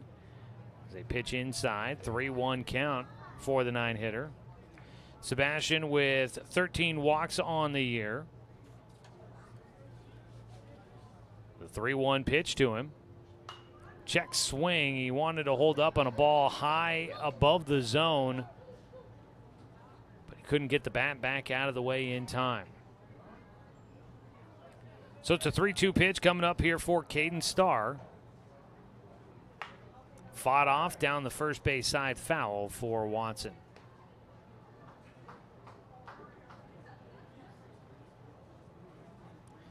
Sebastian Watson, Brooks Avery, Carson Dunn, your 3 hitters due up here in the third inning. 3-2 pitch by Starr, swung on and missed for strike 3. That's the second strikeout in the game for Caden Starr. 1 away, top of the order, Brooks Avery popped out to third base, his first time up. The next batter for the Doc Stewarts, number 5, Brooks Avery. Avery starts the second time through the Doc Stewarts lineup. Takes a breaking ball outside for ball 1. Medford has jumped in front. They have exploded to a lead. 8-0 over Grants Pass is a ground ball, third base side. Fair ball, long throw, going to be in time as Eli Christ will get it there a half step ahead of Brooks Avery for the second out. The next batter, number 3, Carson Dunn. 2 down, and Carson Dunn will bat, trying to get the Doc Stewarts some offensive momentum. They scored a run with 2 outs in the first inning. Trying to see if they can get something started, wanting to try and find some some sort of success against Caden Starr. They haven't had anything since the first when Daniel Withers doubled. First pitch swinging. A line drive will get over the second baseman into right field. Carson Dunn with a base hit. Following up his 3-for-6 day yesterday, Dunn will get a 2-out single to right field. The next batter, number 1, Cade Johnson. Dunn picks up the second hit for the Doc Stewarts. On the other side, 4 hits total for the Challengers in this one so far. Up to bat, Cade Johnson. Drew a walk his first time up. He'll take high. Johnson scored the only run of the game for the Doc Stewarts so far on that double by Withers. That gave the Docs the lead in the first inning.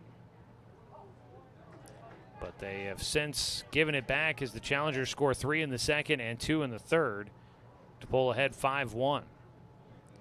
1-1 count here for Johnson as a pickoff throw to first base. Close, but not in time.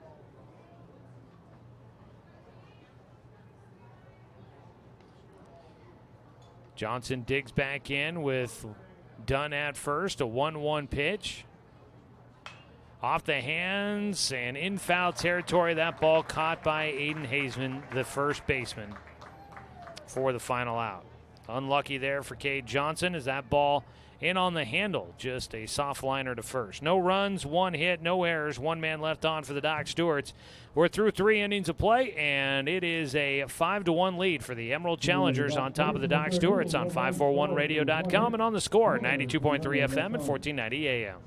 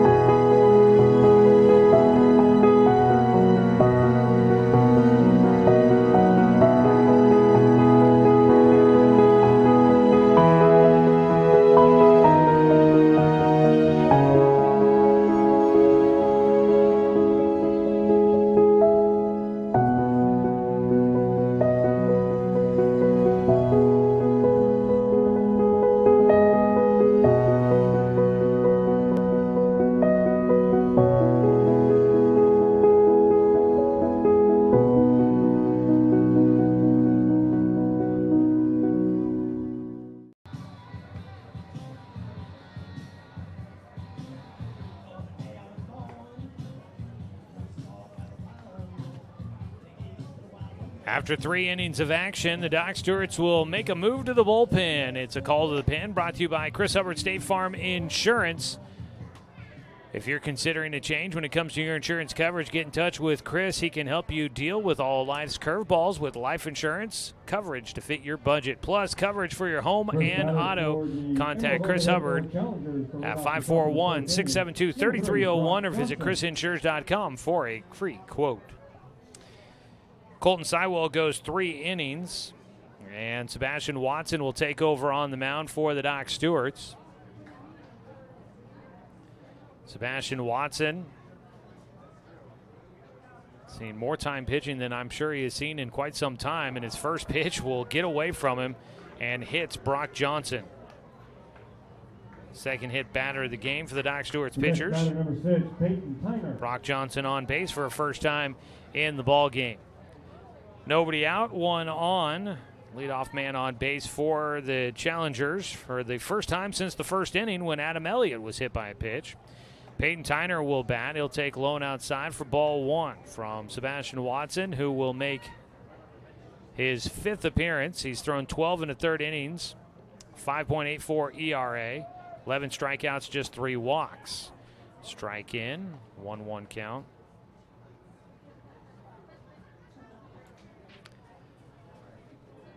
At the plate, Peyton Tyner, the lefty, pops it up, left side, out towards left field.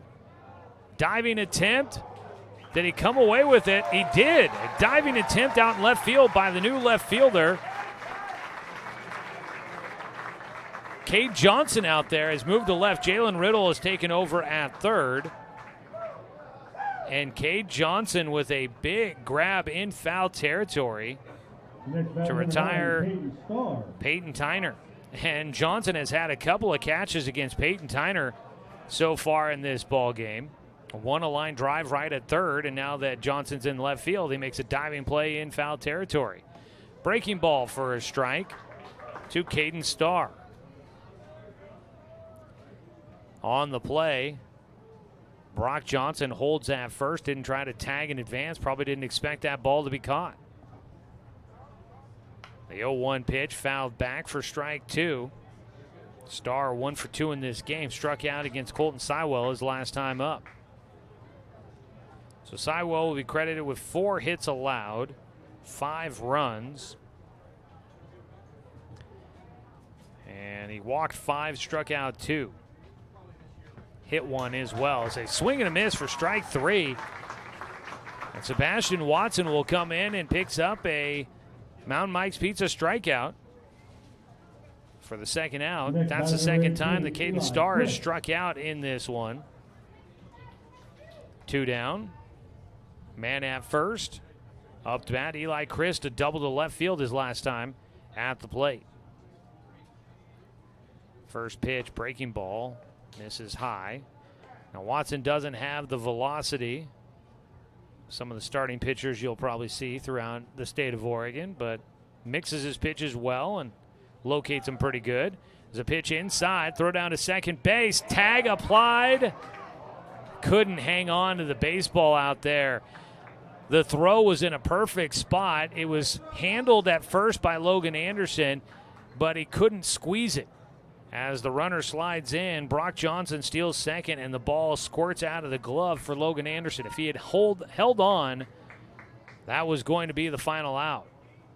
It's a 2-0 pitch coming up here for Eli Christ with a man in scoring position now. 5-1 ball game. The challenger's already in front.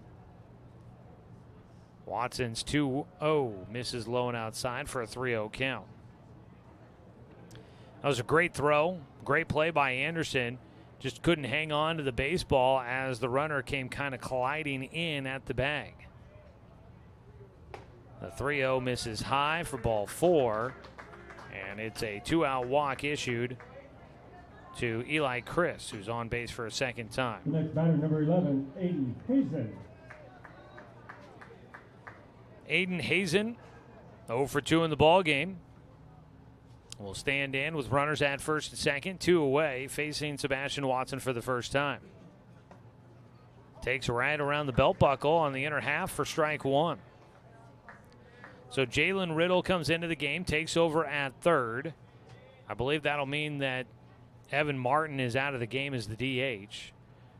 Double steal on, hit and run on, and that ball belted into the parking lot for strike 2. So Hazen will be back at the dish with the 0-2 count. The runners back to the bags. At second base, Brock Johnson, and at first base, Eli Christ. Watson trying to wrap things up here in the top of the 4th inning and keep it just a 4-run deficit. His 0-2 pitch instead, a pickoff throw to second base.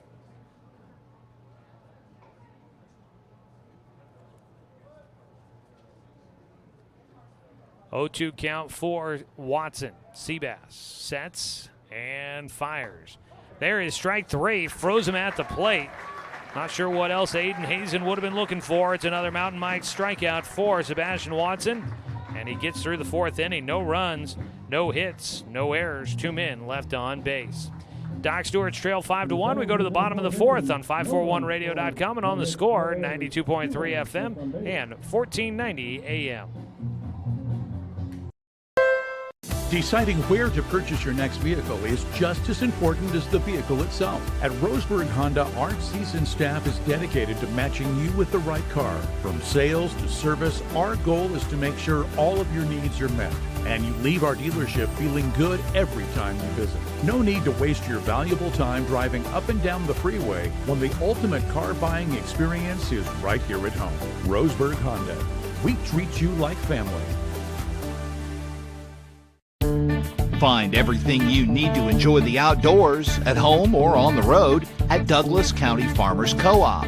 Our garden center has what you need to create an oasis at home, from patio furniture to plants and everything in between. And whether you're barbecuing at home or tailgating at the game, we stock the best products from Yeti, Traeger, and Weber. Stop by or shop online at DouglasCountyFarmersCoop.com. To lead off the bottom of the fourth inning, number 8, Daniel Withers. Daniel Withers will dig in to lead things off for the Doc Stewarts as we begin the bottom of the fourth. Today's game brought to you by Barnes Heating and Cooling, your complete energy company. Visit barnesheatingandcooling.com, or you can go give them a call at 541-459-1545. First pitch to Withers, misses outside. Daniel Withers had a double and an RBI back in the first inning. Pops one up right side. That ball carries out of play for strike one. Withers getting the first hit of the game for the Doc Stewarts. Every first hit brought to you by MSK True Value. Make sure you don't swing and miss with your next project. Make it a hit. Head to MSK True Value and Building Supply, located in Myrtle Creek in Tri-City. The 1-1 pitch, breaking ball, popped up, foul again, first base side, up against the fence, but that ball carries well out of play. Aiden Hazen continues to give chase to those balls, giving me a thought that he may actually have a chance. Those end up about 8 rows deep in the grandstands. So Withers with the first hit. He also had the first RBI of the game, which is always brought to you by BTB Moving. 1-2 pitch. Ground ball. That's a fair ball. Going to go into the corner for Withers. He's going to have another extra base hit as he's heading in for second. He'll slide in head first safely. That ball bounced over the bag at third. It was right down the line, careened into foul territory down there as it went over the bag and into the left field corner. So Withers has his second double of the ball game. The Doc Stewarts trying to get something started, trailing 5-1. First pitch now to Jalen Riddle outside for ball one. Riddle will get his first at-bat. As I mentioned, the DH comes out with Riddle coming in defensively for the pitcher. So Jalen Riddle, his first at-bat of the evening. The 1-0 pitch fouled back for strike one. Withers with his second extra base hit, all RBI, as well as extra base hits, brought to you by BTB Moving. They provide the labor services for your moving needs. Veteran-owned, affordable, dependable, and careful. Senior veteran discounts available. Book now at 541-315-0122. High and inside, up near the hands for Riddle. He's taken for a 2-1 count. Caden Starr out of his stretch with Withers at second. That ball inside goes off the glove for the catcher up to third base. Withers will move up 90 feet on the passed ball. I think the catcher, unfortunately, gets credit for that one, but he was just as surprised as everybody else in the grandstands that that ball didn't hit Jalen Riddle. So Withers at third base with nobody out. Riddle, a 3-1 count, fouls back the pitch for strike two. Jalen Riddle, been in and out of the lineup throughout this season. Riddle batting .280 on the summer, has 5 RBI, and he's got an opportunity here. A 3-2 pitch to him with Withers at third, and it bounces in. The ball lost underneath the catcher, but it didn't get away. It was just right underneath Gould behind the plate. So no chance for Withers to try and consider scoring there. Walk issued to Jalen Riddle. Second walk of the game for Caden Starr. It brings up Logan Anderson. Anderson flew out to right field his first time up. Doc Stewart's feels like this game should be a little bit further along, only in the fourth inning, but the Docs have barely made it through the lineup now 1.5 times. Pitch high from Starr, a 1-0 count. These games don't necessarily have the weight on them for the challengers that they do for the Doc Stewarts, as the ball fouled off by Anderson. For the challengers, they've clinched the Area 4 title. They're the host team for the state tournament, so they're not going to improve anything by winning these final 2 games, but obviously they want to win. 1-1 count. breaking ball for a strike. Obviously, nobody goes into a game looking to lose, so definitely the challengers wanting to get the series win and finish off the league season strong. Strike 3 taken by Logan Anderson. 1 away. Anderson frozen on the outside corner. Batter number 9, Cole. Strikeout number 3 on the night for Caden Starr. 1 away. Cole Collins will bat with runners on the corners. But for the Doc Stewarts, it's also, I mean, if Medford takes care of business, which they were up 8-0, if Medford takes care of business, then the Docs can't necessarily improve their standing either. As they pitch in high, throw to second base is going to get Jalen Riddle, and Withers unable to do anything at third. So there's 2 away, a 1-0 count for the Doc Stewarts batter, Cole Collins. Riddle caught stealing. 2 down. Pitch in the dirt, knocked down by Gould. 2-0 count for Collins. 2-0 delivery here for Caden Starr. Gave up a leadoff double to Daniel Withers. He's trying to pitch around that, and he is 1 out away from doing it. Ground ball up the middle, backhanded by the second baseman. Throw to first. They will get out of it. Nice play there by McDonald, ranging up the middle to retire Cole Collins. And the Doc Stewarts waste a leadoff double by Daniel Withers. No runs, 1 hit, no errors, 1 man left on. We're through 4 innings of play. Doc Stewart's trailing 5-1 against the Challengers on 541radio.com and on the Score, 92.3 FM and 1490 AM.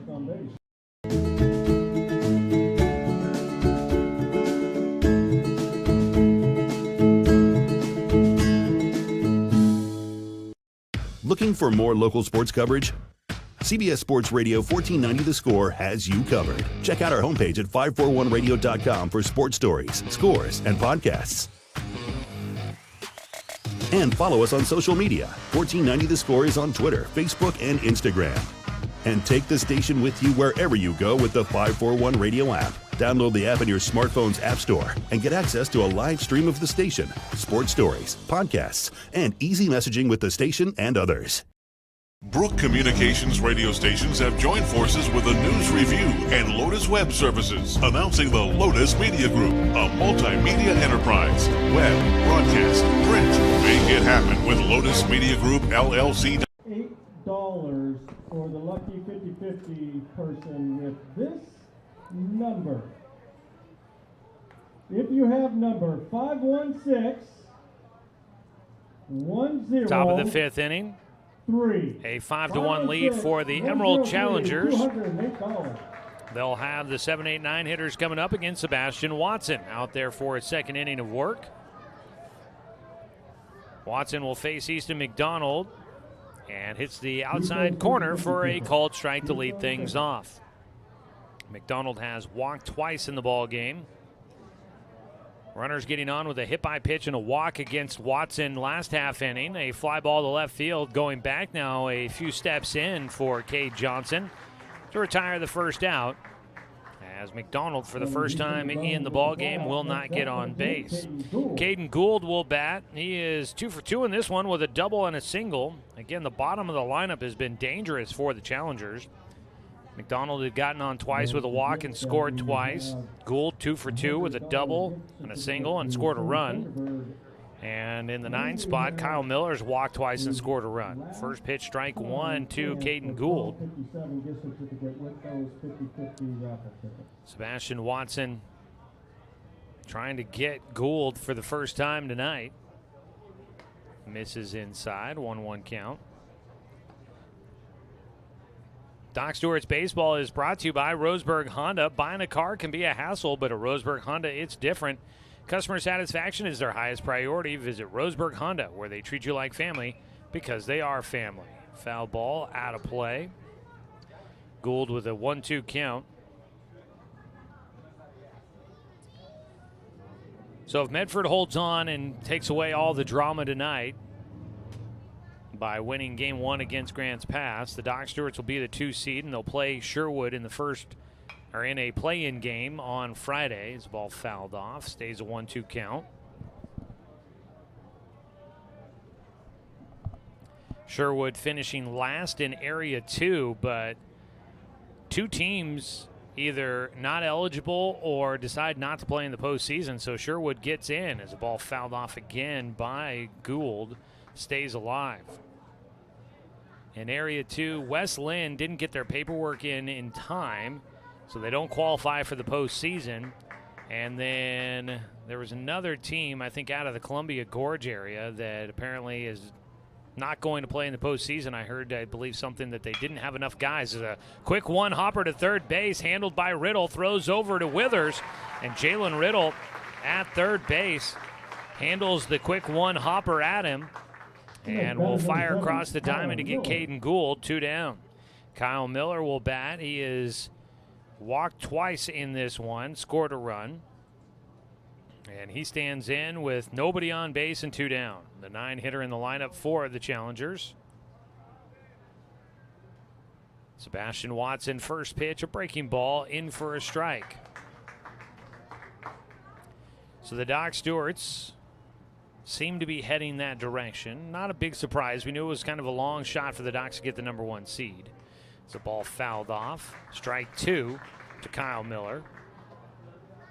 Now Sherwood, sounds like don't let their record fool you. They finished last. They were 2-8 in Area 2, but might be. It seems like things are following the rule book, maybe not following the spirit of the game, as an 0-2 pitch is fouled back. Might be bringing in some guys that were on their roster to start the season. Haven't played really with them at all this year, but bring them back in to play in the playoffs. And it just always feels a little salty when a team does something like that. 0-2 pitch, swung on and missed. And there is strike 3. Third strikeout in the game for Sebastian Watson. And the Challengers go down in order here in the top of the 5th. No runs, no hits, no errors, and nobody left on base. Go to the bottom of the 5th. Docs trailing 5-1 here on 541radio.com and on the Score, 92.3 FM and 1490 AM. At Douglas County Farmers Co-op, we want your four-legged friends to be healthy and happy. That's why we stock a carefully curated selection of pet, equine, and livestock supplies. From the premium foods your pets crave to grooming and show supplies that help you shine in the show ring, you'll find it at Douglas County Farmers Co-op. Our knowledgeable staff are here to help with those tough pet and livestock care questions. Stop by or shop at DouglasCountyFarmersCoop.com. In baseball, home plate is always 60 feet 6 inches from the mound. But in life, sometimes your home plate needs to move. If you're planning to move, contact BTB Moving for help. BTB Moving is a labor-only company offering statewide services such as packing and unpacking, loading and unloading, piano moving, cleaning services, and 24-hour emergency services. BTB Moving is an affordable veteran-owned company. Call 541-315-0122 for help with your next move. BTB Moving for all your moving needs. Raffle tickets out. If you have ticket number 037-817. Bottom of the 5th inning. A 5-1 ball game right now. The Doc Stewarts trailing, looking to get some offense going as Knox Hubbard will dig in. 8-9 one-hitters coming up for the Stewies. Game 1 of a double-header. On the mound, Caden Starr facing Knox Hubbard for a second time. The lefty takes strike 1.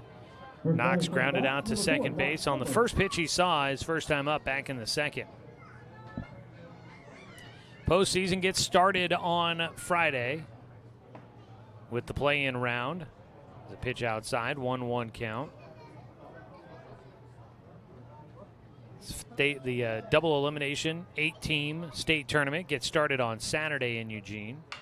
Say ball dribbles back to the mound, goes past to the shortstop, throw to first base is there to get Knox Hubbard. Brock Johnson charging in will make the play. 1 out.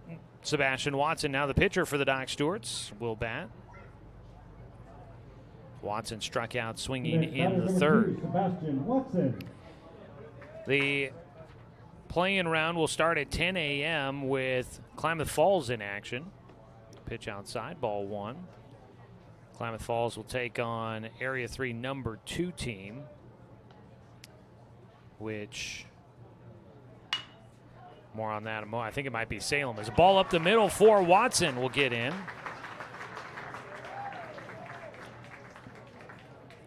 Sebastian Watson will have his first hit here in game 1. 4th hit in the ball game for the Doc Stewarts.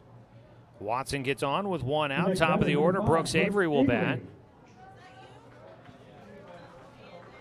Avery looking for his first hit of the contest. 0 for 2 right now. He's hit it to third base both times. First pitch fouled away right side for an 0-1 count. And I believe that'll be Klamath Falls against the Salem Whitnell Dodgers to start out the play-in round on Friday in in Eugene. Area 3, number 3 team is still up for debate as a pitch inside, 1-1 count. Area 3, number 3 could be either Corvallis or the Canyon Crushers. I think they were tied, and I don't know what the tiebreaker was going to be in that scenario. 1-1 pitch, swung on and missed for Avery. He's got a 1-2 count against Caden Starr.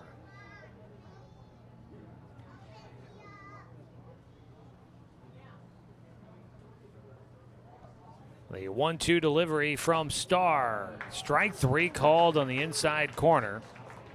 And back to the dugout goes Brooks Avery. 4th strikeout in the ballgame for Starr. 2 down here in the 5th. Doc's got to get something going against the talented Caden Starr on the mound. The right-hander dangles the arm as he comes set working out of the stretch. Sebastian Watson on at first. Breaking ball for a strike to Carson Dunn. Dunn had a single on a line drive that curved over the head of the second baseman into right field. That was in his last at-bat. He'll take high, a 1-1 count.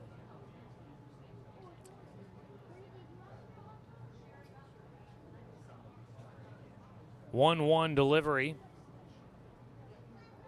Swung on and missed. Starr blazes one by. And Carson Dunn with a 1-2 count.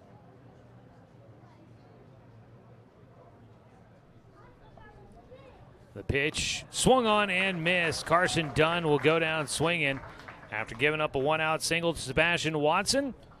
Caden Starr rallies back to strike out back-to-back hitters. He's got 5 in the contest, and the Doc Stewarts remain down by 4. No runs, 1 hit, no errors, and 1 man left on for the Doc Stewarts. We go to the top of the 6th inning in Game 1 of our doubleheader on 541radio.com and on the Score, 92.3 FM and 1490 AM. To us, pizza the way it ought to be isn't just our slogan. It's our promise and our passion to give you the best dining experience and the best tasting pizza you expect. For over 40 years, we've been making pizza the way it ought to be.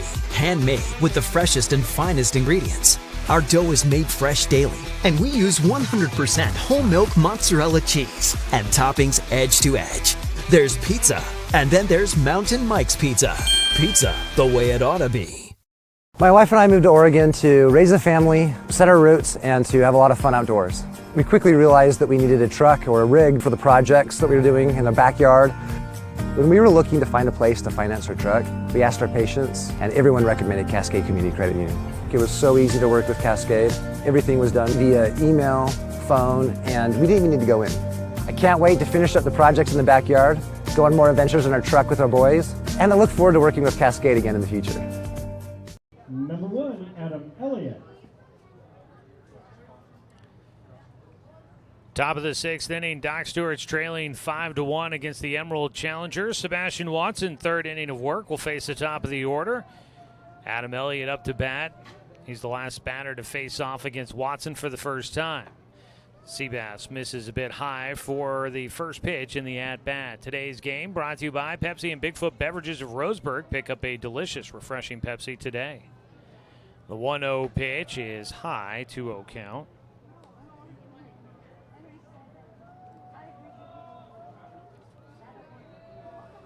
2-0 delivery. Grounder, third base side, scooped up by Jalen Riddle, and he will send it across. A strike to first base to retire Adam Elliott.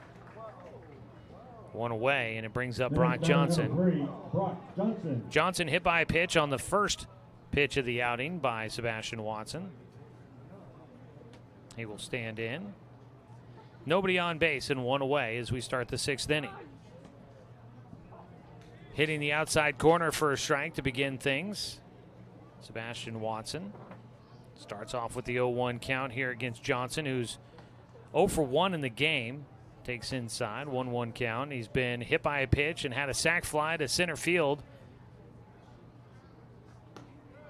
Taking outside, 2-1 count for Brock Johnson.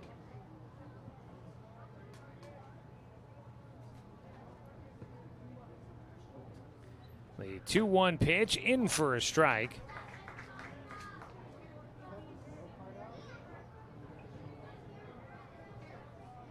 Watson, the 2-2 pitch, just outside, framing that one. Knox Hubbard trying to get the call, does not.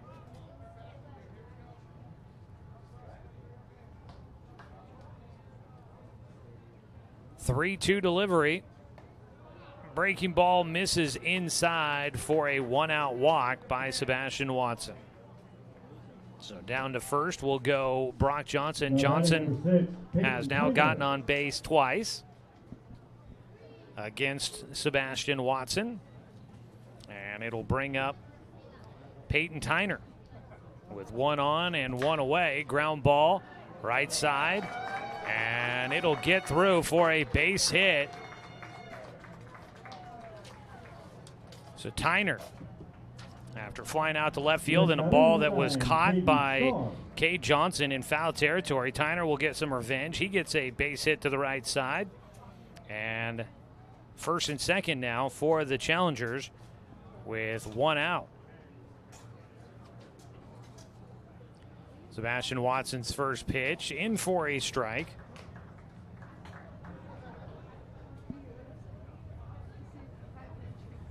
A 0-1 count for Caden Starr. The pitcher for the Challengers is 1 for 3. He'll ground one third base side foul.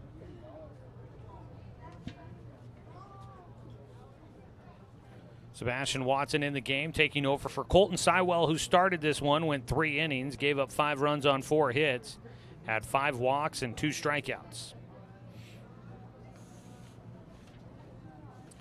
Well, we do have a final to report to you as the ball popped up back behind home, out of play. It'll be an 0-2 count still for Caden Starr. The Medford Mustangs defeat the Grants Pass Nuggets 12-1, and so the chance for the Doc Stewarts to get the number 1 seed in Area 4 has expired. Medford takes care of business. They'll be the number 1 seed and get automatically into the state tournament. 0-2 pitch, belted out towards right center, long run. Carson Dunn will get it on the one hop, fires back in. A runner coming home, the throw to the plate, not in time. Up to second base will go Starr. Caden Starr with his second hit of the ball game, drives in 1. Ends up at second base on the throw. Coming around to score, Brock Johnson comes in from second base, and Peyton Tyner will go first to third. It's now 6-1.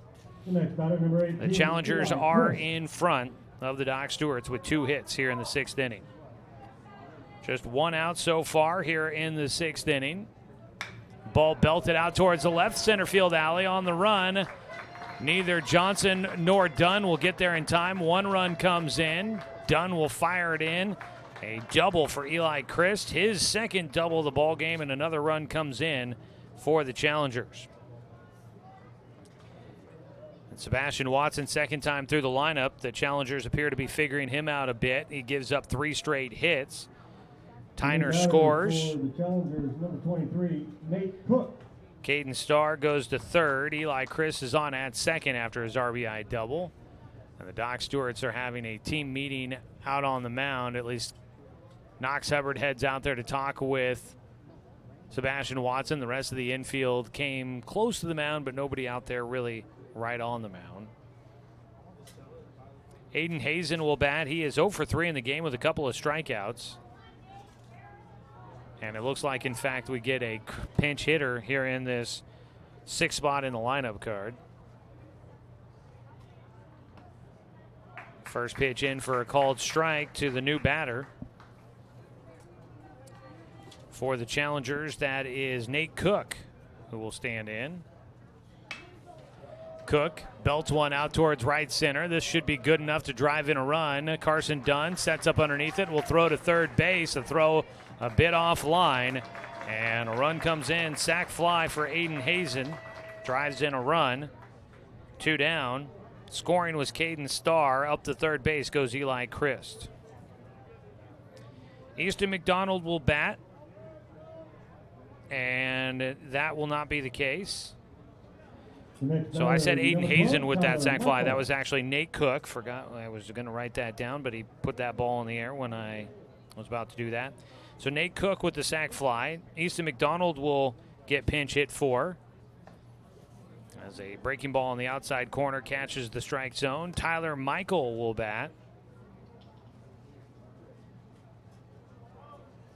He'll take over for McDonald, who was 0 for 1 in the game with 2 walks and 2 runs scored. Breaking ball inside, 1-1 count. So Medford wins. That will give them the number 1 seed out of Area 4. Doc Stewart's will be the number 2 seed. Klamath Falls the number 3 seed. And the Challengers are the host team. As a pitch, check swing outside, 2-1 count for Michael. So the Area 4 postseason picture is complete now after that win by the Mustangs. Just outside, 3-1 count for Michael.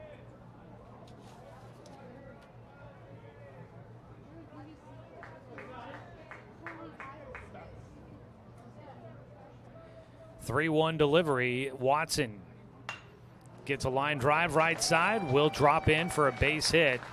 And the hit parade for the Challengers continues here in the 6th inning. Michael will come in and gets an RBI single. Just a soft liner to right field. Eli Chris comes in to score. That is now 4 runs in here in the 6th. It's 9-1. The Challengers in front of the Doc Stewarts. Caden Gould, 2 for 3 in the game. Bats in the 8th spot with 2 outs and a runner at first. Watson will miss outside for ball 1. So Medford will be in the first round of the state playoffs, playing at 4 o'clock on Saturday in Eugene.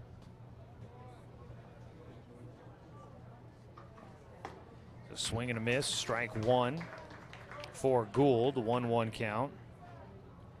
So the Doc Stewarts now the number 2 seed. We know they'll play at 1 o'clock on Friday in Eugene. Swing and a miss again for Gould. Sebastian Watson has him at a 1-2 count with 2 down.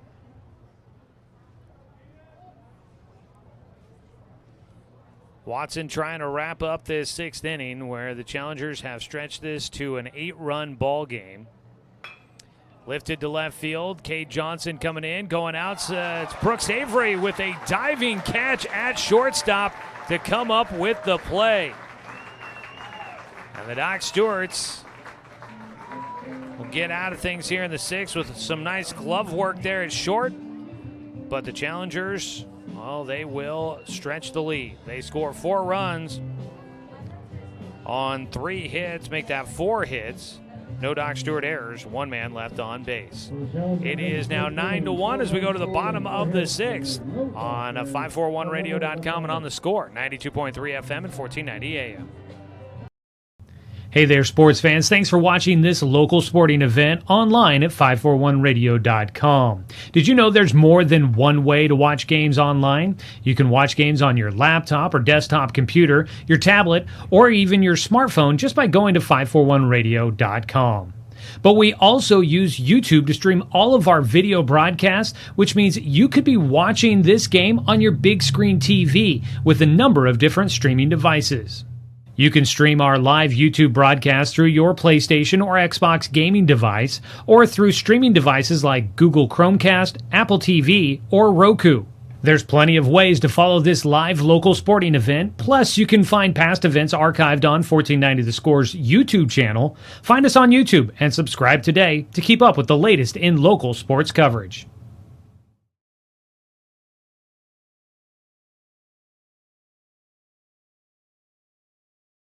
For the Clinton will drop Stewart to lead off the bottom of the 6th inning. Number 1, Kate Johnson. Cade Johnson will lead things off for the Doc Stewarts here in the 6th inning. Docs need a big rally late to try and get back into this one. Johnson will take the first pitch for strike 1 from Caden Starr into his 6th inning of work. He's held the Docs to 4 hits and just the 1 run so far. The 0-1 pitch outside.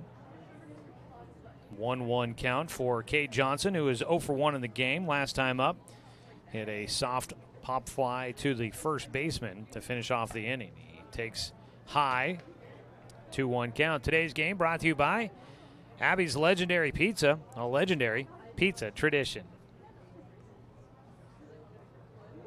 Star's 2-1 pitch, in for a strike, even though it gets by Caden Gould behind the mound, or behind the plate. Bottom of the 6th inning, late night last night, with the drive home after that doubleheader, and it's caught up to me a little bit. I'm not sure if it's caught up to the Docs. Looking forward to a few days off to rest up and get ready for a hopeful state run. Fly ball out towards center field, collected by Adam Elliott to retire Cade Johnson, starting things off here in the 6th inning. Daniel Withers, 2 for 2 in the ballgame, had the first hit of the game, brought to you by MSK True Value in Building Supply in Myrtle Creek and Tri-City. Leading things off for the Docs with an RBI double in the first inning. That's when the Docs scored their only run of the game. They took a 1-0 lead in this one, but it has been all challengers ever since. A pitch in for a strike for Caden Starr, who has probably got a little extra motivation in this one to try and see if he can get Daniel Withers for the first time tonight. Withers will take low and outside. There's an arm thrown in the bullpen for the Docs. That is Knox Hubbard that is getting loose out there. Docs going deep in the bullpen. Swing and a miss. Strike 2 for Withers.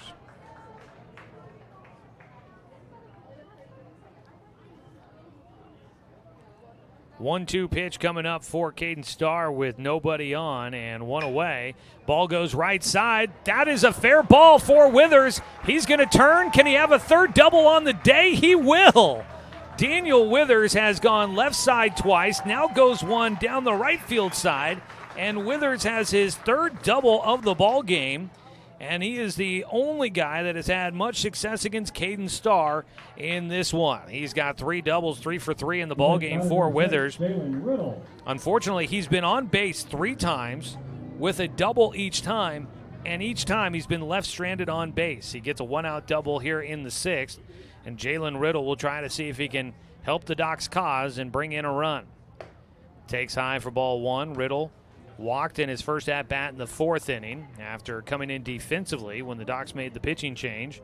Colton Sywell came out of the game. Riddle went into 3rd base and took over for Evan Martin in the lineup as the DH comes off. 1-0 pitch, swung on and missed by Riddle. How about that for Daniel Withers? 3 doubles in this one. Withers at second base takes the lead as a pitch high and inside to Jalen Riddle. Withers came in. He had 5 doubles on the season. He's up to 8 now. That is the team lead. Previously, Cade Johnson and Sebastian Watson with 6 doubles had led the team, but now it's Daniel Withers leading the way in that category. 2-1 pitch, missing high. And Jalen Riddle on the verge of possibly drawing a second walk against Caden Starr. 3-1 pitch coming up.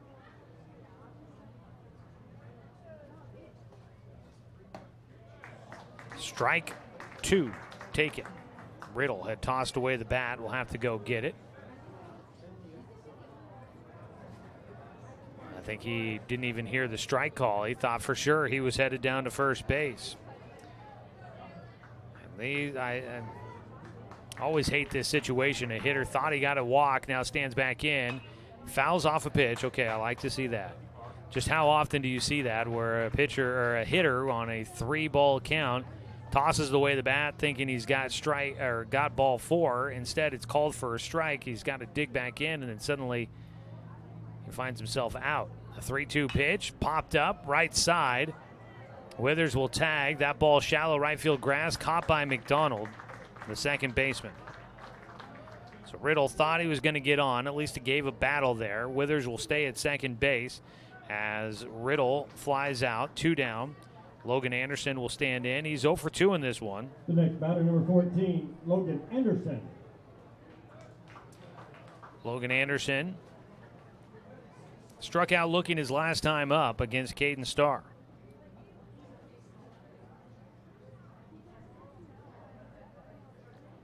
Starr's first pitch, low for ball 1. Daniel Withers out at second base. He's been stranded twice already, hoping that the Docs can come through for him to not leave him on base. A ground ball towards short, played by Johnson. And there is the final out as Logan Anderson will ground out to finish things off here in the 6th. Doc Stewart's no runs, 1 hit. There were no errors, and 1 man left on base. Been tough going for the Doc Stewarts to string anything together against Caden Starr and the Emerald Challengers. We go to the top of the 7th inning. It's 9-1. Challengers in front on 541radio.com and on the Score, 92.3 FM and 1490 AM.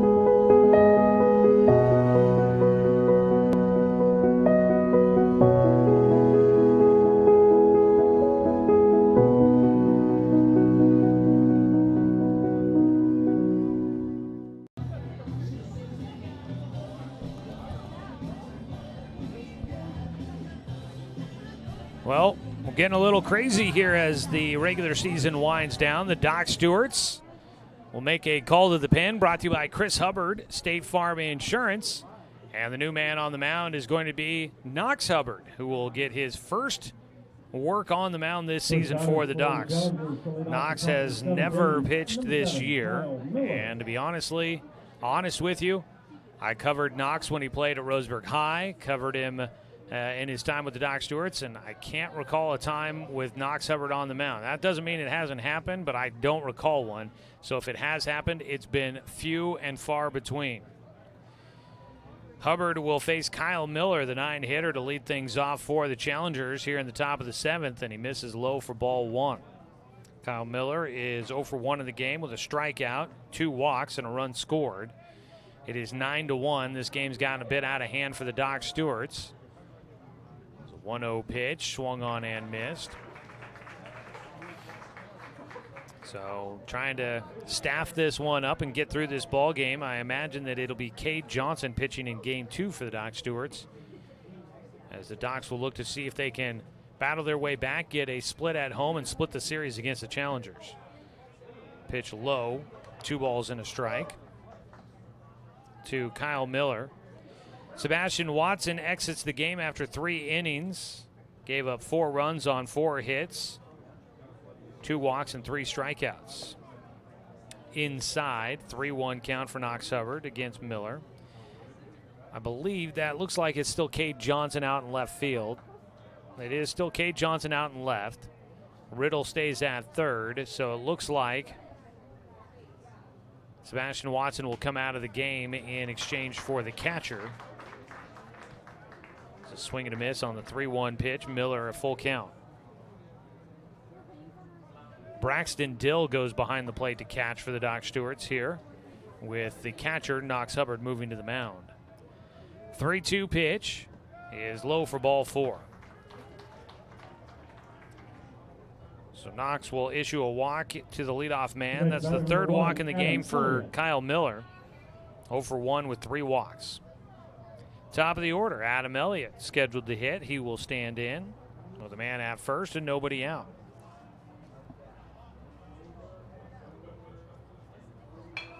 Pops one up right side. That will get out of play. Just double check around the diamond. Collins still out in right field. Still Dunn in center. Johnson in left. Withers at first base. Anderson at second. Riddle at third. Avery at short. His runner will hang at first base. I thought that Miller was taking off running there at first. He put the brakes on after he tried to deke out the pitcher. Ball fouled off the front foot for Adam Elliott. He'll have an 0-2 count. So the only changes were pitcher and the catcher for the Doc Stewarts here in the 7th inning.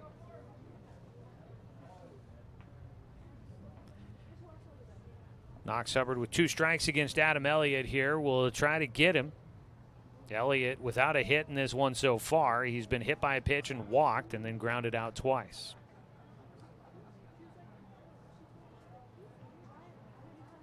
Oh-2 delivery here for Hubbard.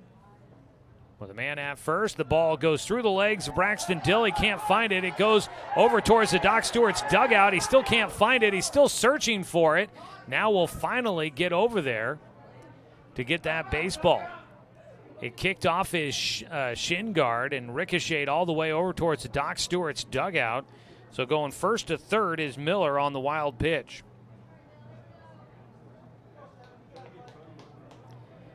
It's the second time that's happened to the Docs here in this one, where a ball got by and the Docs couldn't find it. Inside on the 1-2 pitch, and it's a 2-2 count for Elliott. Elliott now batting with a man at third base all of a sudden. Hubbard gets a ground ball foul third base side. Doc Stewart's Baseball today brought to you by Colorcraft. They're a paint store, not a paint department. Doc Stewart's will have Cole Collins, Knox Hubbard, and actually Braxton Dill due up in the 7th inning as they try to see if they can pull off a big comeback. Another ball fouled away by Elliott.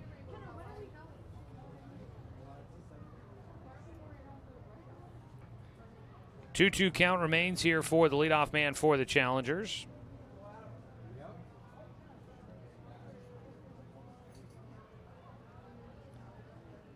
On the mound, Hubbard kicks and fires and will miss low. The count goes full. So I think I started telling you, I don't know if I finished my thought about it earlier, about a couple of Douglas County wrestlers in action out in Fargo. Congratulations to Drew Dawson and Gage Singleton on staying in the championship bracket after the first day. Ball lifted to center field. Carson Dunn with the catch. He'll throw in. That ball goes to the plate but will not be there in time. And it's a RBI for Adam Elliott as he drives in a run. Scoring is Kyle Miller. There's one away. It's 10-1. The Challengers in front of the Doc Stewarts. Brock Johnson bats with nobody on base and 1 out. Johnson looking for his first hit. Fouls off the first pitch. Gage Singleton from Roseburg High School into the round of 32 in the Junior Nationals competition at 120 pounds. He won a couple of matches today, I do believe it was. It's a pitch, 1-1 count for Brock Johnson after the foul ball. That second pitch misses the zone for Knox Hubbard. Ball fouled away for strike 2. So Gage into the round of 32 in the championship bracket. Drew Dawson into the round of 32 as well. Had a first round bye, but wins his second round matchup and makes it into that round of 32. Meanwhile, Carter Dawson had to win in the consolation round, and he does. As a pitch fouled off, stays a 1-2 count here for Johnson. Tried to check his swing, couldn't get out of the way. Carter Dawson won by a technical fall in his first consolation matchup. So he's on to the round of 64 in the consolation bracket as well. So 3 wrestlers from Douglas County out there in Fargo at those national competitions, and they all 3 make it into day 2 of that tournament. 1-2 count for Brock Johnson. Brock Johnson is 0 for 1 in the game. Sac fly for an RBI. Been hit by a pitch, been walked, and he has scored a run. His 1-2 pitch, ground ball right side. Logan Anderson receives the baseball, fires over to Daniel Withers. 2 down. And Peyton Tyner will bat. Next batter, number 6, Peyton Tyner. Tyner a single in his last at-bat for his first hit of the game. And yesterday in Game 2, when the Challengers ran up the score against the Doc Stewarts, it was the top of the order that did all the damage. Here in this one, it's been the bottom of the order that's done most of the damage. Peyton Tyner 1 for 4 will take for ball 1. Bottom of the order, 7, 8, 9 hitters have scored 5 of the 10 runs that have come across. 1-0 pitch, bounces outside. 2-0 count for Knox Hubbard, who has come on in relief, his first pitching appearance of the season. Knox Hubbard a 2-0 count with 2 down against Peyton Tyner with nobody on base. 2-0 delivery for Hubbard. The right-hander kicks and fires outside and high. Knox Hubbard did have a bit of a position change his first year of college ball. This last year at Clackamas Community College. He'd been a catcher through high school with the Roseburg Indians, but moved to third base to get some action. As a ground ball to third base, some action for Jalen Riddle. Throws to first in time to get the speedy Peyton Tyner. So the Doc Stewarts get through the 7th inning, allow just 1 run on no hits. There were no errors and nobody left on base for the Challengers. The Emerald Challengers add 1 run. They lead by 9 going to the bottom of the 9th, and they look to close it out when we come back after this 60-second timeout on 541radio.com and on the Score, 92.3 FM and 1490 AM. Deciding where to purchase your next vehicle is just as important as the vehicle itself. At Roseburg Honda, our seasoned staff is dedicated to matching you with the right car. From sales to service, our goal is to make sure all of your needs are met, and you leave our dealership feeling good every time you visit. No need to waste your valuable time driving up and down the freeway when the ultimate car buying experience is right here at home. Roseburg Honda. We treat you like family. Find everything you need to enjoy the outdoors at home or on the road at Douglas County Farmers Co-op. Our garden center has what you need to create an oasis at home, from patio furniture to plants and everything in between. And whether you're barbecuing at home or tailgating at the game, we stock the best products from Yeti, Traeger, and Weber. Stop by or shop online at DouglasCountyFarmersCoop.com.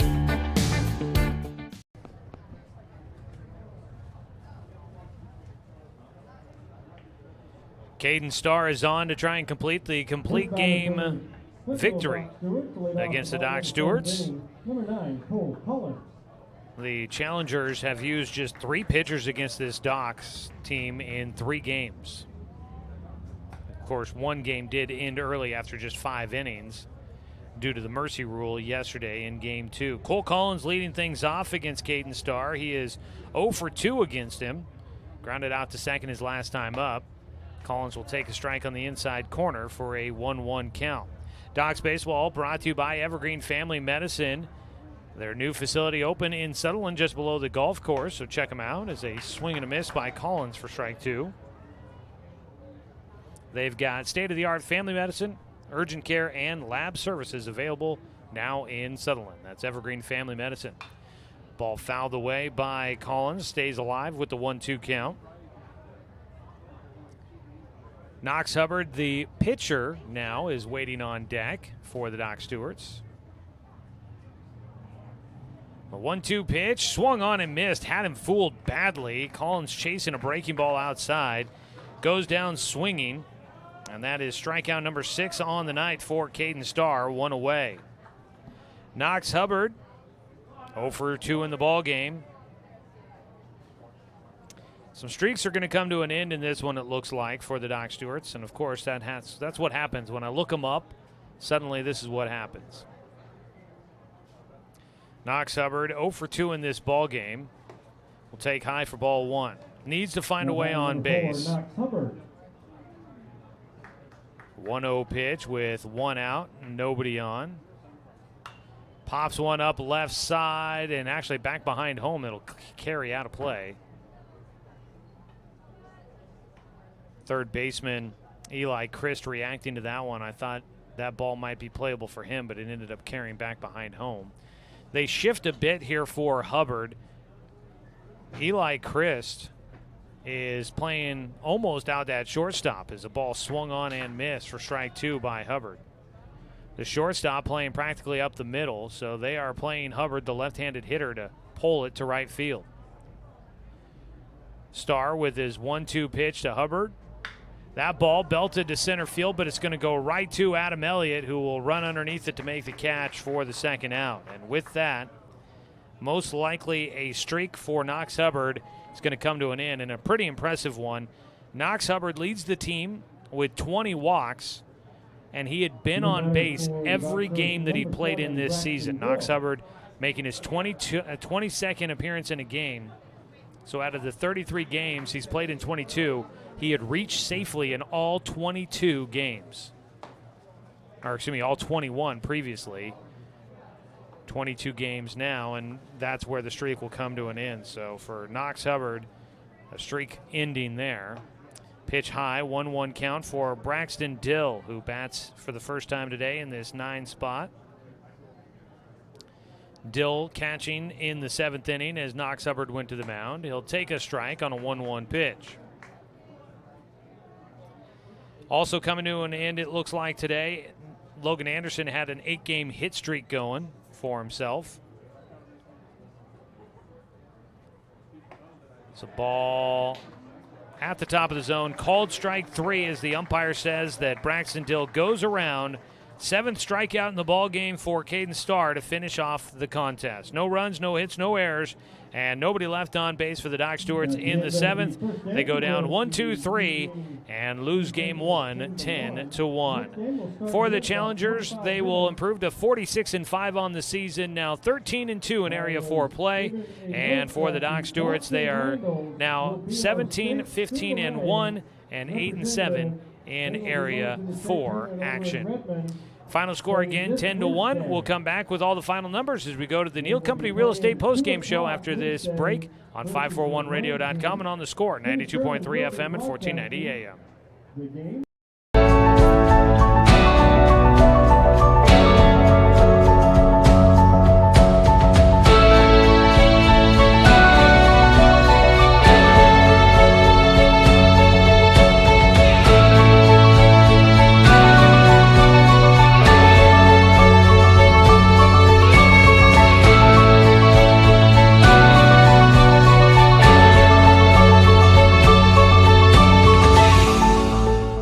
Remember the good old days when you didn't have to make an appointment or wait in line for an hour just to talk to your teller, when businesses were local and gave back to the community. At Cascade Community Credit Union, there are some things will never change. We're the only credit union or bank headquartered in Douglas County, and making our members a priority has always been our priority. For easy and simplified banking, visit CCCU. No appointment, just come on in. Deciding where to purchase your next vehicle is just as important as the vehicle itself. At Roseburg Honda, our seasoned staff is dedicated to matching you with the right car. From sales to service, our goal is to make sure all of your needs are met, and you leave our dealership feeling good every time you visit. No need to waste your valuable time driving up and down the freeway when the ultimate car buying experience is right here at home. Roseburg Honda. We treat you like family. For over 100 years, Douglas County Farmers Co-op has been serving the needs of farmers, ranchers, and homeowners throughout Southern Oregon. Here, everyone is welcome. When you shop with us, you can expect good people, good products, and good advice. No membership needed. Just bring yourself, and we'll provide the expertise and products you need to tackle your next project. Douglas County Farmers Co-op, where everyone is welcome to shop. To us, pizza the way it ought to be isn't just our slogan. It's our promise and our passion to give you the best dining experience and the best tasting pizza you expect. For over 40 years, we've been making pizza the way it ought to be, handmade with the freshest and finest ingredients. Our dough is made fresh daily, and we use 100% whole milk mozzarella cheese and toppings edge to edge. There's pizza, and then there's Mountain Mike's Pizza. Pizza the way it ought to be. Successful companies have a very important secret. Good advertising works and makes them money. That's why your business should contact Lotus Media Group. Let us help you cash in with multimedia advertising. Multiple touches from Douglas County's only Google certified partner and most effective advertising platform. Web, broadcast, print. Make it happen. LotusMediaGroupLLC.com.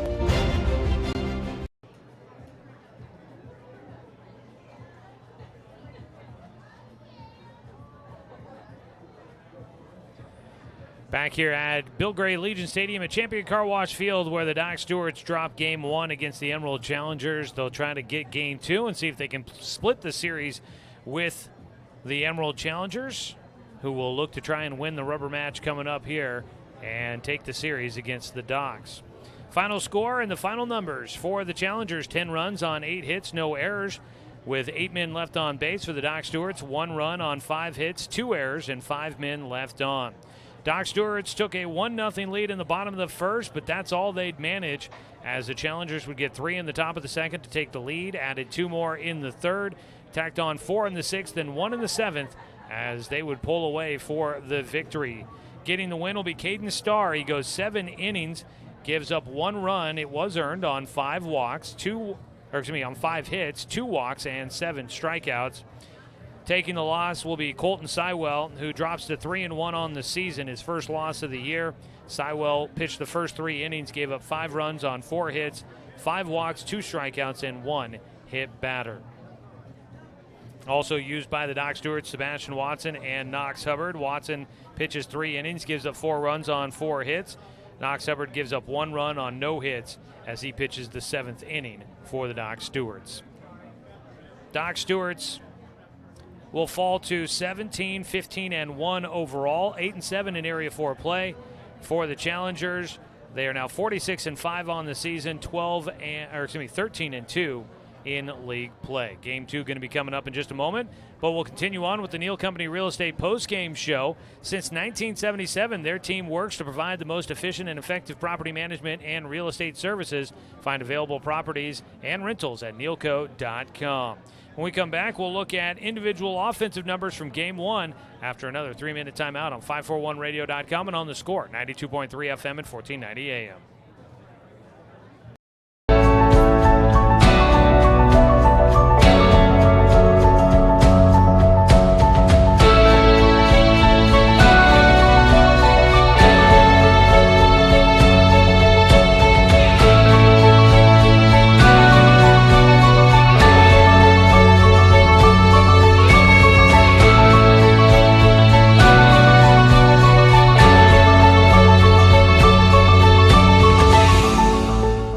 Remember the good old days when you didn't have to make an appointment or wait in line for an hour just to talk to your teller, when businesses were local and gave back to the community.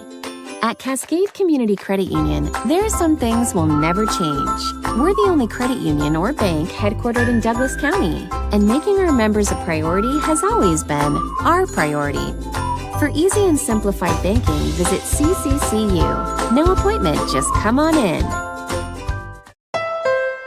Deciding where to purchase your next vehicle is just as important as the vehicle itself. At Roseburg Honda, our seasoned staff is dedicated to matching you with the right car. From sales to service, our goal is to make sure all of your needs are met, and you leave our dealership feeling good every time you visit. No need to waste your valuable time driving up and down the freeway when the ultimate car buying experience is right here at home. Roseburg Honda. We treat you like family. For over 100 years, Douglas County Farmers Co-op has been serving the needs of farmers, ranchers, and homeowners throughout Southern Oregon. Here, everyone is welcome. When you shop with us, you can expect good people, good products, and good advice. No membership needed. Just bring yourself, and we'll provide the expertise and products you need to tackle your next project. Douglas County Farmers Co-op, where everyone is welcome to shop. To us, pizza the way it ought to be isn't just our slogan. It's our promise and our passion to give you the best dining experience and the best tasting pizza you expect. For over 40 years, we've been making pizza the way it ought to be. Handmade with the freshest and finest ingredients. Our dough is made fresh daily, and we use 100% whole milk mozzarella cheese and toppings edge to edge. There's pizza, and then there's Mountain Mike's Pizza. Pizza the way it ought to be. Successful companies have a very important secret. Good advertising works and makes them money. That's why your business should contact Lotus Media Group. Let us help you cash in with multimedia advertising. Multiple touches from Douglas County's only Google certified partner and most effective advertising platform. Web, broadcast, print. Make it happen. LotusMediaGroupLLC.com. Back with more of your Neal Company Real Estate postgame show. Check out available properties and rentals at nealco.com. Going to take a look at individual numbers. Before we do that, let's pause 10 seconds for station identification. This is Doc Stewart's Baseball on the Score.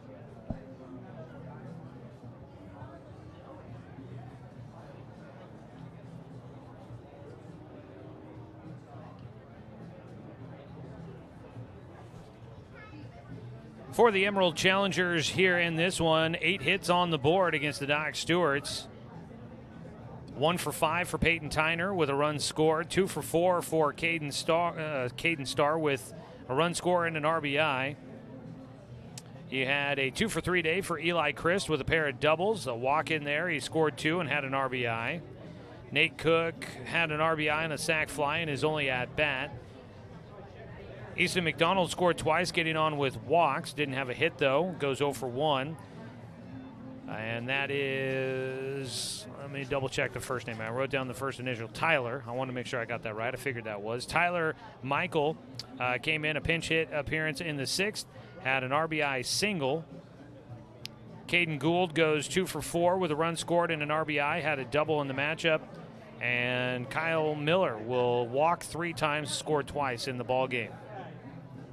On the other side for the Doc Stewarts, the Docs got 5 hits in this one. 1 for 3 for Carson Dunn. Dunn has now hit in his last 6 straight games. He had a single in the 3rd. Cade Johnson reached on a walk in the 1st and scored a run, but did not have a hit. Daniel Withers goes 3 for 3 in the contest with 3 doubles. He drove in 1 run, but he was stranded on base all 3 times. Let's see here. And then Sebastian Watson goes 1 for 2 with a single in his 2nd at-bat for the Doc Stewarts here tonight. So Daniel Withers has 3 of the 5 hits for the Doc Stewarts, who fall 10-1 against the Challengers. And that's going to do it for Game 1 of our doubleheader. Game 2 going to be coming up here momentarily, as the Doc Stewarts will look to try and get a split against the Challengers and finish off the regular season and the home season on a high note. Final game of the season here at Champion Car Wash Field for the Doc Stewarts coming up next. As we prepare for that second game of the night, we'll have a word with starting pitcher from Game 1, Colton Sywell. We'll get a chance to hear from him as we wrap up our player interviews this season. Colton Sywell will be our guest for Game 2. So stick around for that if you're tuned in on the radio or listening online. If you're watching tonight's game, we're going to end the broadcast of Game 1, and we will come back with the start for the second broadcast. If you're watching on 541radio.com, the second broadcast will be embedded on the same page you're watching Game 1.